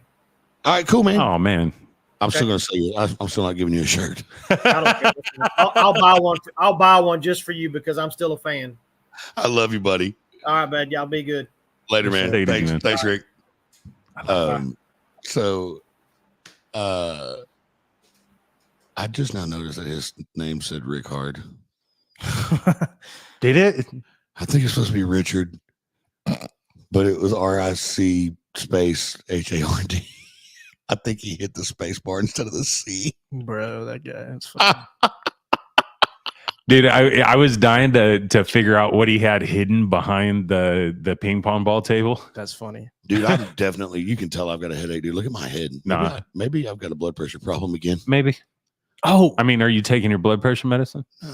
Another band that then it might be a problem. Whatever. Sorry, another band that I like that I didn't say earlier. Oh yeah, Balancing Composure. Never heard them. They're really good. You'll like them. Okay, You'll like them. I'll trust me on that one. All right, if you could play with anybody, oh fuck, you're not gonna hurt anybody's feelings. Okay, like you're not like no fuck that guy. Are you talking about like opening for somebody or like sharing a stage? Just sharing a bill, like with anybody. Yeah. And your dreams of it being with HHR Unplugged are about to come true. I got to blow on a candle or something, or we'll call it that. God, Cincy. God dang, what? A Cincy. I mean, only at the end of the night. I'm not sure. I mean, Hot Mulligan is a pretty big one for me. Bro, I have so many favorite bands. Yeah, it's a tough one, right? This is the hardest decision ever. Yeah, and this is why most radios don't answer this question. I mean, well, okay, it's Balancing Composure or Hot Mulligan, one of the two. And if I had to pick one of them, it'd be Balancing Composure. Boom, there you go. For sure. There you go. For sure. I just kind of did my own tournament there. So this is probably a 2-part question. Okay. All right. Hit me. Shave or hairy? No, I'm just kidding. You beat me to it. Dream venue, like where one place in the United States that you would give anything to play at. Madison Square Garden. That's a lot of people. Or Red Rocks. I bet Red Rocks is the second answer. You know what? Only from me. Yeah. Nobody else has brought up Red Rocks. No, I was gonna say that first. Because Red Rocks is my favorite. Then I was like, I saw Dave Matthews at Red Rocks. I think that's such a a wide question too, because like if you get to play Red Rocks, you're a fucking superstar. Yeah. Like, you know what I mean? Yeah. Like, I don't even know if I've ever seen Morgan Wallen play Red Rocks. I don't know. I've never seen that dude play Red Rocks. You should go to YouTube and watch the Cypress Hill show at Red Rocks. Oh, I'm sure. Bro. Yeah. So good. Dude, I was Mountain Joy. Have you heard of Mountain Joy? Mhm. They've got a live at Red Rocks album that they released, and it's so good. Like, and you can just hear, like, I don't know what cap the venue is, but like as before they even hit the stage, I mean, this crowd is going ape shit. Oh no, like, that place is massive. That's crazy. But what's crazy about Red Rocks is like you literally can be outside the venue but still be part of the show. Like you can be literally up on these fucking rocks and cliffs and it just echoes like a mug through that whole thing. Or do you know that venue that's underground? It's a cave. No. Dude, they put shows on in this freaking big ass cave, and it's like a music venue. I have to MC. I don't remember. I have to MC here. I don't remember what the name is to it, but Whiskey Myers have played there for sure. I know. And it's like this it's a huge freaking cave, and they have a full stage, they have full lighting, full everything. Dude, if they're not doing anything in Waxahachie with that super collider, yeah, why can't we do some shit like that? Yeah. Didn't you say you were going to do a rock show there? We wanted to. Wanted to. No, we're talking about the superconducting super collider. I don't even. That was so many words at one time. Yeah, trust us. Nobody really knows. It's an atom smasher. Yeah. What was the? No, you're talking about the Spellman Amphitheater in Forney. Yeah. That's going to happen. Okay, cool. That's going. You were like, happen. "Was?" I was like, "No." No. That's going to happen. No, that's going to happen. Actually, we're going to try to put together more than one thing there. Cool. But yeah, you brought that up, so I will go ahead and tell the internet. Look, man, there's something that and there's one. You and I talked on the phone. You were on the phone with me and Brooke, so we're going to touch on something else too that I feel like is important, and then we'll get another song out of you too. But we don't have enough rock. Talking about like now or like Period. overall? Yeah, period. I just think a lot of people haven't discovered the rock yet. That's here now. Okay, and that's my point too. Yeah, we don't have enough that's out there. We don't have enough people pushing it. We don't have enough people playing it. Because country music is taking over again. Sort of. I don't think sort of. I think it is. No, I think no, and by sort of what I mean, and I mean no disrespect to anybody right now, but there's a lot of it that I don't really feel like it's country music. And I get that, but you got to think, and I do agree with what he's saying. I agree with him too. Rock is coming down. I mean, think about the radio stations. Oh, we don't need the Eagle. No, I agree with him too. We don't need the Edge. I agree with him too, but my point you know what I mean? That the country that's out is more belongs on Kiss. I mean, that's fine and all, but it's not. It's not. But they're not. But nobody's going to say anything about it though. Because it's a money. Because either that or you've blown up and you're classified as country, even if you're not. Yeah. Kind of. If I'm saying this right, if you blow up and you're classified as country, you're obviously going to stay there because that's what's getting you paid. Well, yeah. And that's what's getting you like recognition, and you're getting famous off of off of calling yourself Applebee's on the stage. That shit. Yeah. Are you kidding me? Yeah. I don't know. I'm not a hater, but it's catchy. It's catchy, but it's just not me. Well, so that's my point. It's fine. The world doesn't revolve around me either. So no, but locally, my opinion about that really does not matter. Locally, we don't have enough guys. We don't have enough exposure for guys like you, for guys like Braden, for guys like Jeremy Bellamy. We don't have enough exposure for the rock guys. Yeah. Chase and what's left of the Union, those guys as a full band, dude, that's a fucking rock band. Playing folky, rocky country songs. And so what we're going to do that you asked about, we are getting together to put together like a 5 or 6 band rock and roll concert. Cool. We are going to do a full ass day rock show. We're going to figure out how we want to do it. Caleb, Michael, and the Arrested, right? They're a rock band. Let's put together a fucking rock show. Hell yeah. I'm down. Not like crazy heavy, like, you know what I mean? Like, yeah, like something that people can go hang out, kick it, do it at the amphitheater like Spellman. Are you gonna have a rock headliner, a big rock headliner? I would like to draw people out there. I would like to. Cool. I would like to if we can afford it. Bro, you might think about Bowling for Soup. Ooh. I think they can get there. I think they're pretty reachable. That'd be dope. You know, but I don't know what your budget is either. So I mean, we don't really have one ever, but we always Are they still out. playing? Yeah, they're touring right now. Are they really? Yeah, I mean, Jarrett has his own country band he's been doing, which is cool. I think they're going to Canada soon. Canada. Some crazy. Cody knows him.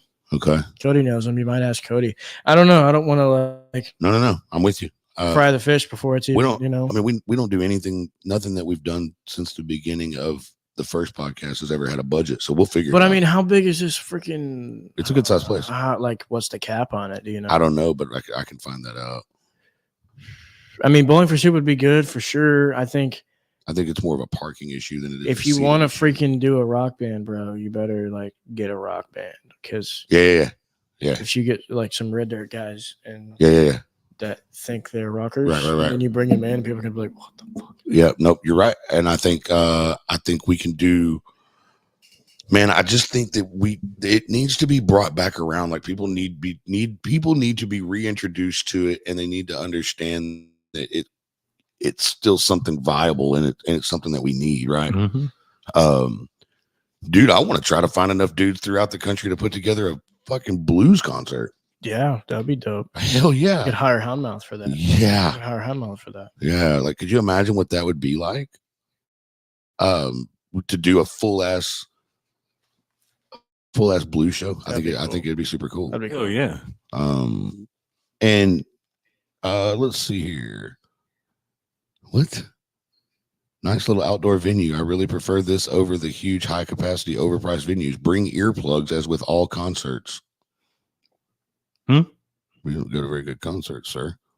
I'm reading these reviews of the Spellman. I'm trying to answer your question about the I was looking at the Just comments look up, going, where the fuck are you look seeing it up on Google? Like, what's the cap of this place? Yeah. Look at this picture of it real The quick. capacity. Like, dude, this place is no joke, dude.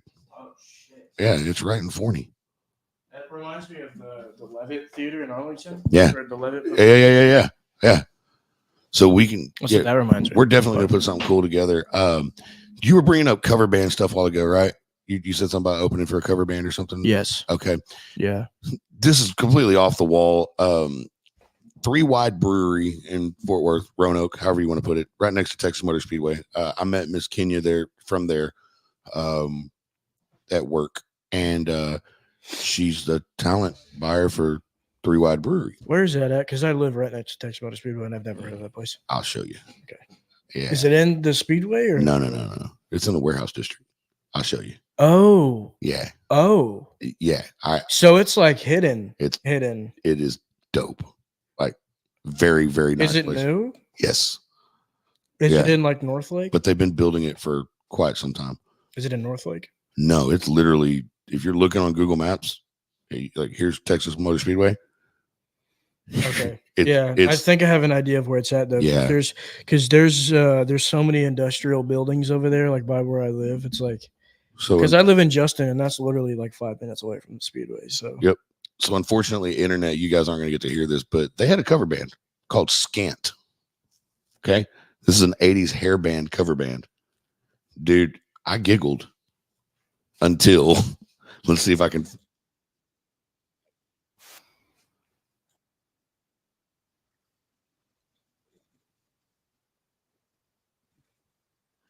Okay, that's not what I was looking for.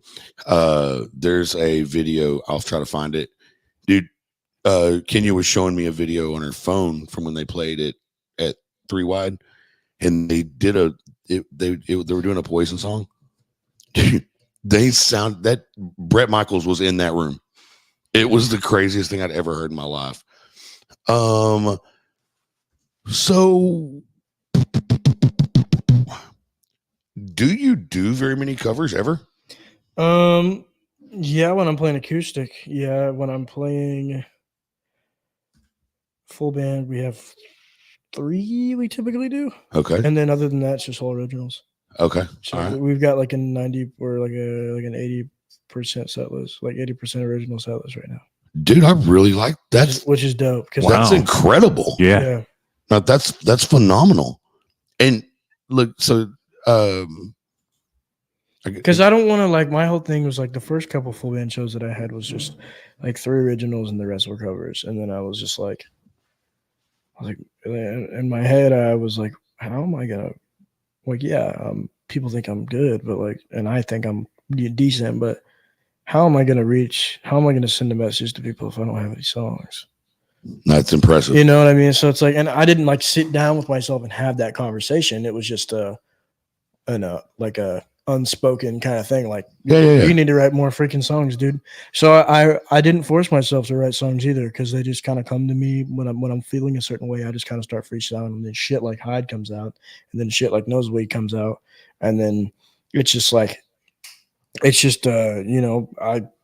these certain emotions get put on my heart, and I got you. You know what I mean? So it's just one of those things. And like I've always told people like you'll find a way to write songs, like your way to write songs, and then you'll find other people's way that they're going to tell you to write songs. Yeah, and you should stick to your way, and that's just the whole thing. Like I've had people tell me like you need to write, you need to write, and you need to write, you need to write. I'm like, but I can't do that. So what do you want me to do? And then I come to the realization that don't listen to what they say. I mean, obviously, if it's somebody with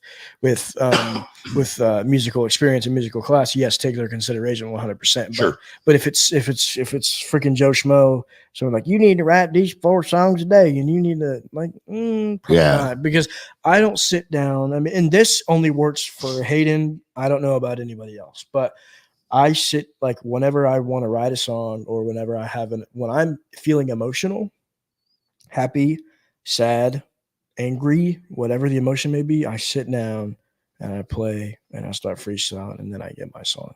I don't sit down when I'm not feeling anything, or when I don't want to write, and I don't just sit there and start writing shit down, because it just doesn't work for me. Like I'll have lines pop up, like right before I went to bed last night, I had a line pop up in my head, and I was like, cool, wrote it down in my notes, save it for later.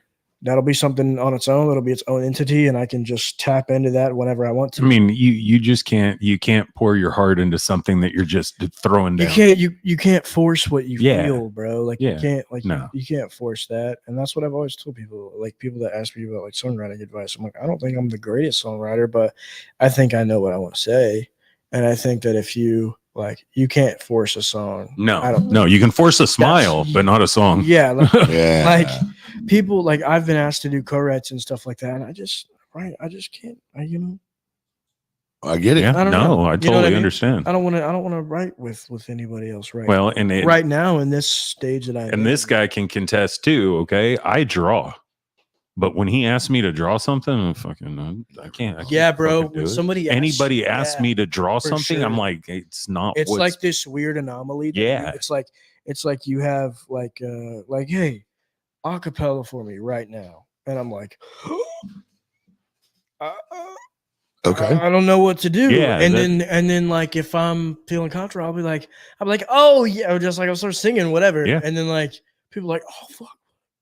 But it's like the same thing. It's like if you tell it's the same thing you say. Yeah. If you tell me to draw, I won't draw. Exactly. Well, if you give me my mental space to do my thing, and it eventually will come down. You're gonna get 110%. Yeah. So that's just some people are improvisational and some people aren't. You know what I mean? It just is what it is. Okay. We talked about on the phone because you actually said that you would like to have a place where you could talk about stuff. Yeah. And you brought up mental health awareness. For sure.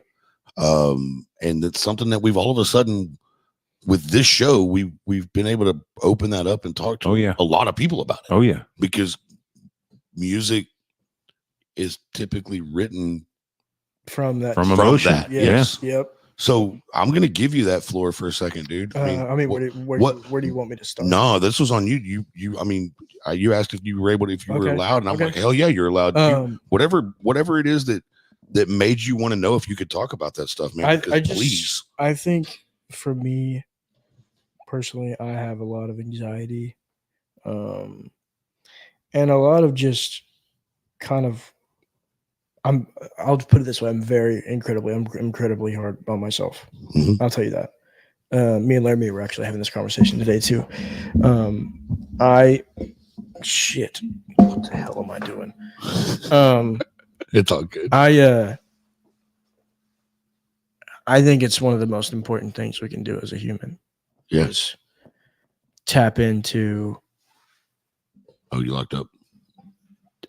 Tap into our mental awareness and face the childhood bullshit that we were faced with, and that's what I'm trying to do right now. You know, like, yeah. God dang it! I'll figure this out, guys. Hold on one second. I you know, and I'm not throwing bones at my parents. I'm not, you know, but the actions that the things that my parents have done have affected me for sure. You know, yeah. And I talk to my mom about stuff like that sometimes too. I'm waiting for, you know, I'd like to talk to my dad and my dad about stuff like that too. You know, but I just think for me, like, that's one of the most important. You can't blame your parents for the way that you are and their decision making, because you don't know. Being that young, you don't know what they were going through. No, for sure. To make them act like that. No, for sure. I'm not saying it's okay. No, because it's not. Right. But I'm not a parent at all, and I'm not a parent, and I don't know what it's like to have children. But if I were to guess, if in that position, you don't know where else to go, so your kid is the first option, and I mean, that's not right. But at the same time, I get it. I understand. I'm not going to bash my mom or my dad or my stepmom or whoever else was in a guardian or parental role in my life. I'm not going to blame them for my anxieties and stuff, because that's not right. You face your bullshit, bro. You know, because you got to do it. You have to do it, because if you don't, then you're just going to live in this same cycle of this questioning of if you're ever good enough, because that's the way your mom made you feel. Right. Do you want to be 30 with 3 kids and making your kids feel that way? That's a generational curse, bro. You can't have that. That's what I think. And I think I want to break that generational curse of just, and it sounds so crazy being 19 and saying all this stuff. No, it doesn't at all. For me, I just see it as, I want to do better for my kids, because my parents always told me to be better than them. But when they said that, they weren't reflecting the betterness. Does that make sense? Yep. They weren't reflecting what they were talking about. Right. Like my parents, like my mom sometimes, or my dad would, or whoever, I don't remember, but they would always be like, do as I say, and then, you know, not as I do. And then they would do. And then you're like, what the fuck? Yeah. You know, it's just confusing, but at the same time, you're also a child. So for me, I'm still developing and stuff like that. So I don't know a lot, and I get kind of anxious talking about this stuff, because I've never talked to my dad about this kind of stuff before. So he might get mad at me for it, whatever. But if he's watching, I love you, Dad. I promise you, bro. Well, right now, no one's watching live. But well, I will tell you this: there isn't one episode on here that my dad's even watched or listened to or anything. Well, I mean, but like you may have had time to talk to your father about stuff like that. I'm in the same boat. Okay. Yeah. Okay. Yeah. My dad died before we started the show, but no, I mean, just like in general. Were you ever able to sit him down and be like, "Yo, Dad, like, this is how I feel"? Like, no, you weren't ever able to do that? No, and a lot of that too is we're for people our age growing up. No, you didn't. Yeah.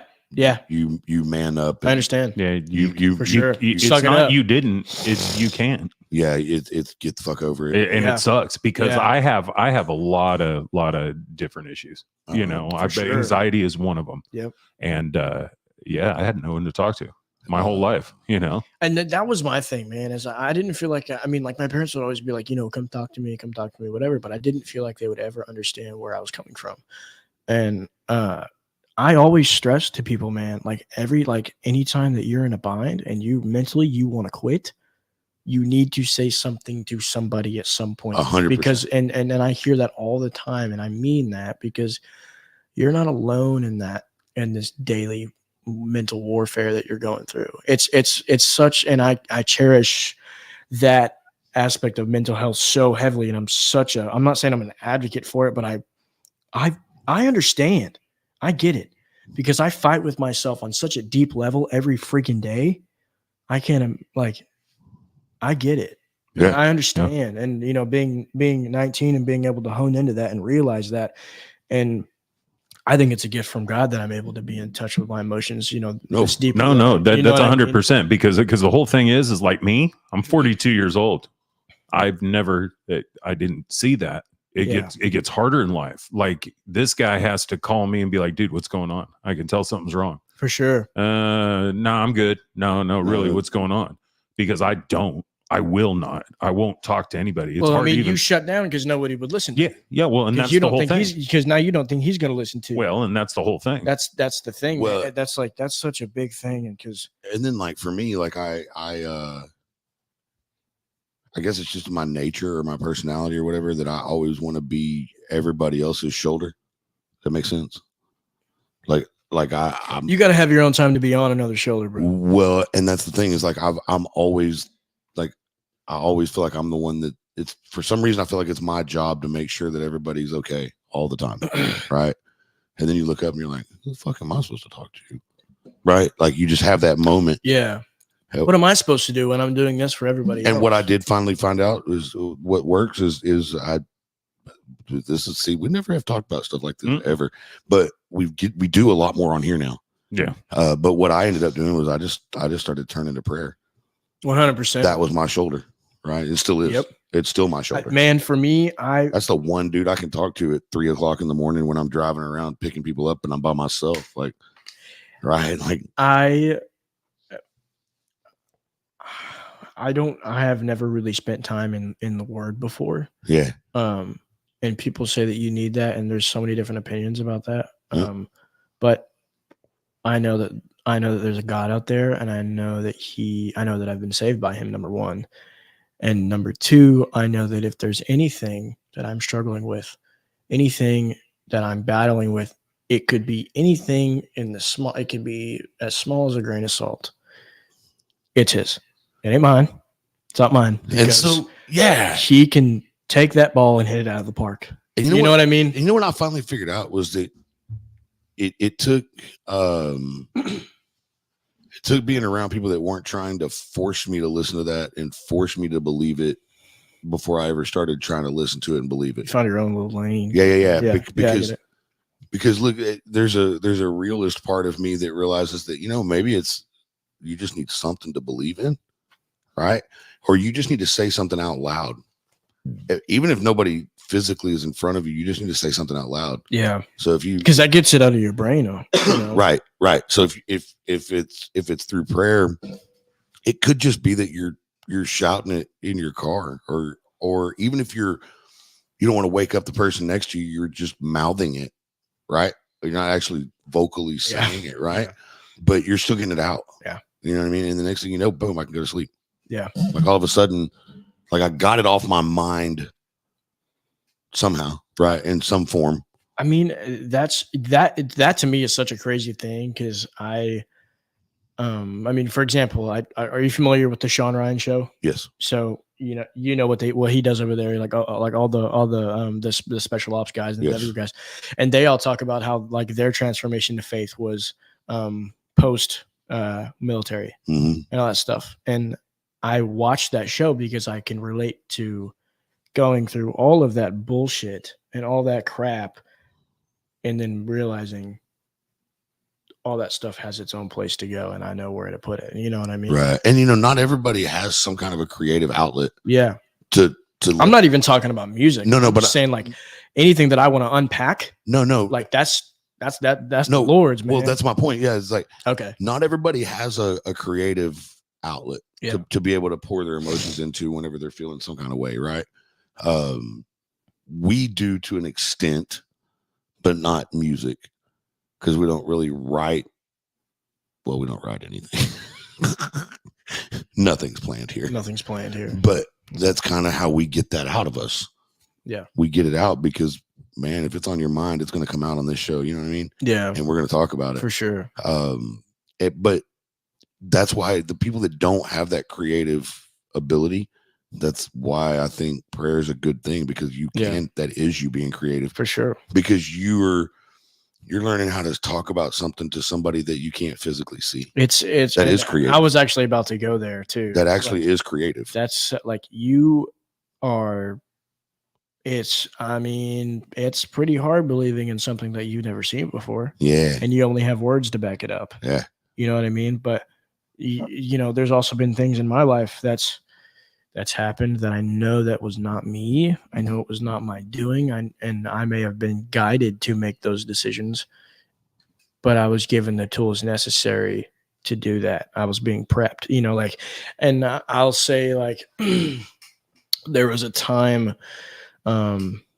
where I was like not like in the best spot mentally, and I realized that there were some things going on like in my life that weren't like the best, and I was being prepped for the next phase so I can be ready to walk in that phase, so then I can be withheld in that phase and be sustained, so I don't walk in with this corrupt mindset of what's going on and send this over to something that's potentially, you know, really good for me. You know, what I'm trying to say is God's going to give you, he's going to put you through the dirt so that when you get to, you know, when you're on your way to get to where, you know, he's going to take you, he's going to teach you lessons that you have tools that are going to equip you for the journey. There's no ifs, ands, or buts about it. And that's kind of like my main thing for me is like,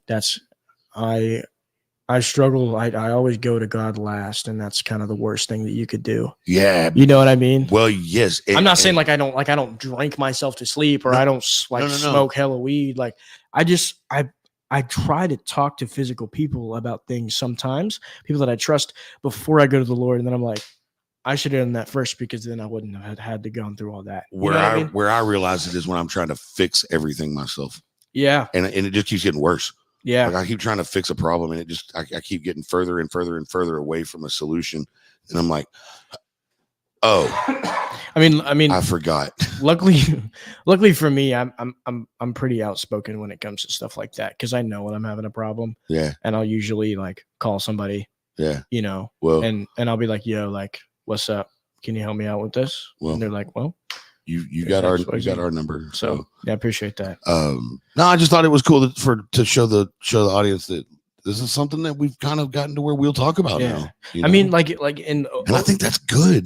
And overall, like I've seen a big rise in awareness of mental health. I've seen it like all over social media and stuff like that, which is great. I mean, it might just be my algorithm in my phone, but the whole thing is I would say in the last I would say 5 years or so. In the last 5 years, men's mental health has became a spotlight. It's important. It's important now. We're not the, you know, because earlier I was sitting there going, you know, I was bred to, well, you don't rely on anyone for anything, because that's what society wants you to think. Because in the end, it's only you only got you. Yeah. So fucking deal with it, you know. And that's coming up. I mean, it's fucked up. You can't be a king if you're not treated like one. Exactly. So if you're not given the if there's nobody in your corner cheering you on, you're gonna have to do it yourself. Oh yeah. Well, you have to. Yeah, and that's another thing too, bro. But it's like there's people cheering me on in my corner, but do I feel it? Yeah, sometimes. But I got me, and I have to tap myself on the back sometimes. And I was talking to Laramie about this today. Like, and she was like, "You need to give yourself some more fucking credit, bro, because you are so hard on yourself." We've been getting that a lot lately. You're gonna trip over your own 2 feet, and you're gonna fall on your fucking face. Yeah, And so that's what I started with. We've been getting that a lot lately from people telling us that we need to quit calling ourselves the OKs. We need to quit doing this. I'm like, that's part of just the shtick, you know, for one. It's kind of like that's just the joke. But talking about we suck or whatever, you know what I mean? We've been and I'm like, no, you don't understand. Like, I am not smart enough to have come up with the ideas that I've come up with. I'm not smart enough to have come up with the ideas that have come out of my mouth in the last 12 weeks or 13 weeks, however old this thing is, right? So I wake up in the middle of the night with an idea in my head. I didn't come up with that. Yeah. we're still trying to decide if it's God or if it's my dad going, hey, do this. This will be funny. Right. That's one of the hard things, though, is like trying to distinguish who is who in your mind, because it could be, I mean, Satan could be telling you something, you know, or God could be telling you something. And it's, I mean, I feel like it's pretty easy to decipher who's saying what. But maybe not in the moment. Yeah. A lot of the time, like, I mean, God doesn't say anything.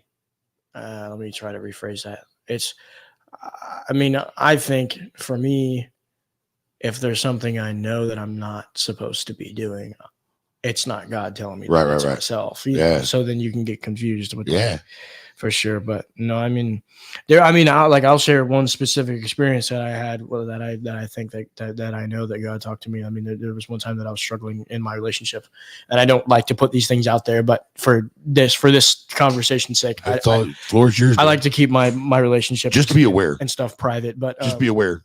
It will be on the internet before you get home. This podcast. Yeah. Oh, okay. Just letting you know. Yeah. That works. We don't take stuff out. Cool. So. Cool. Okay. No, I felt like I probably there needed to say that. There was a certain time in a relationship that that I'm in right now, where I was like, my brain was like, leave, get out, go. You're not safe here, whatever. And I felt that way for a good couple weeks. Okay. You know, for a good couple weeks. And then there was one point where I prayed about it, and I was praying about it. And then one morning I was just bawling. And then I heard God. He was like, "You're okay, son. Stay where you are. You're fine." And that was just like, so I was like, okay. You know, but hey, man, and that's, I've been fine ever since. You know, so like Brooke and I'll be celebrating our 20th wedding anniversary in October. And buddy, congratulations. Yeah, thanks. There's been some hell.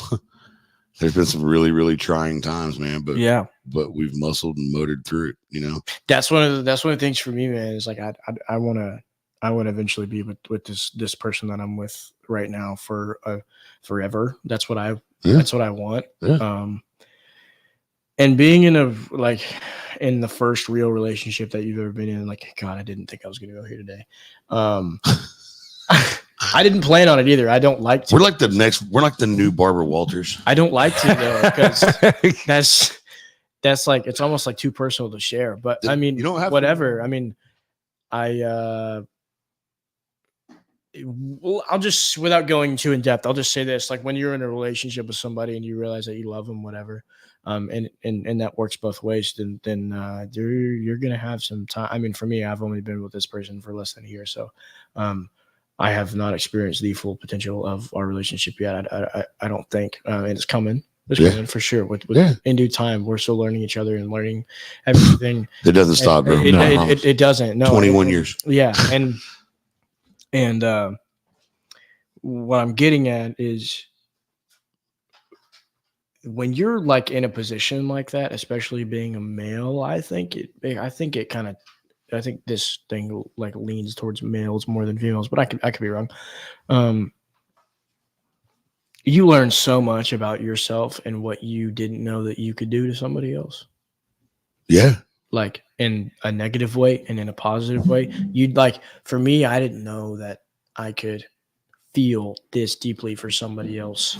You know what I mean? And then at the same time, you're like, I didn't know that I could be so deep into my emotions that I don't want this person. Kind of like a, I don't know. That's not what I wanted to say. Nope. But, it does actually make perfect sense. Do you understand what 100%. I'm saying? Because I feel like I worded that wrong. But, look, Rodney Carrington said it best. Sometimes you love them so much, you just want to fucking choke them. Yeah. I mean, and they feel the same about you. I promise. Yeah, no, but Brooks, you know, for me, like, me 3 times today. I've like, me and this person have just been through it, like, just like an emotional up and heel, like up and down kind of relationship. And I love her to death. But we're still like learning about stuff like that. You know, I mean, we're young as hell, bro. Yeah, I'm you are. so Yeah. young. Yeah, so you are. And I think that's like, I'm so hard on myself to get things perfect now, but that's such a wrong way to look at it. Yeah. And I know that, bro. You're I not know that. wrong. I know that, but I mean, I think being 19 right now, like being at the peak of my my young-ish year, just like being so like, I mean, testosterone, or just like a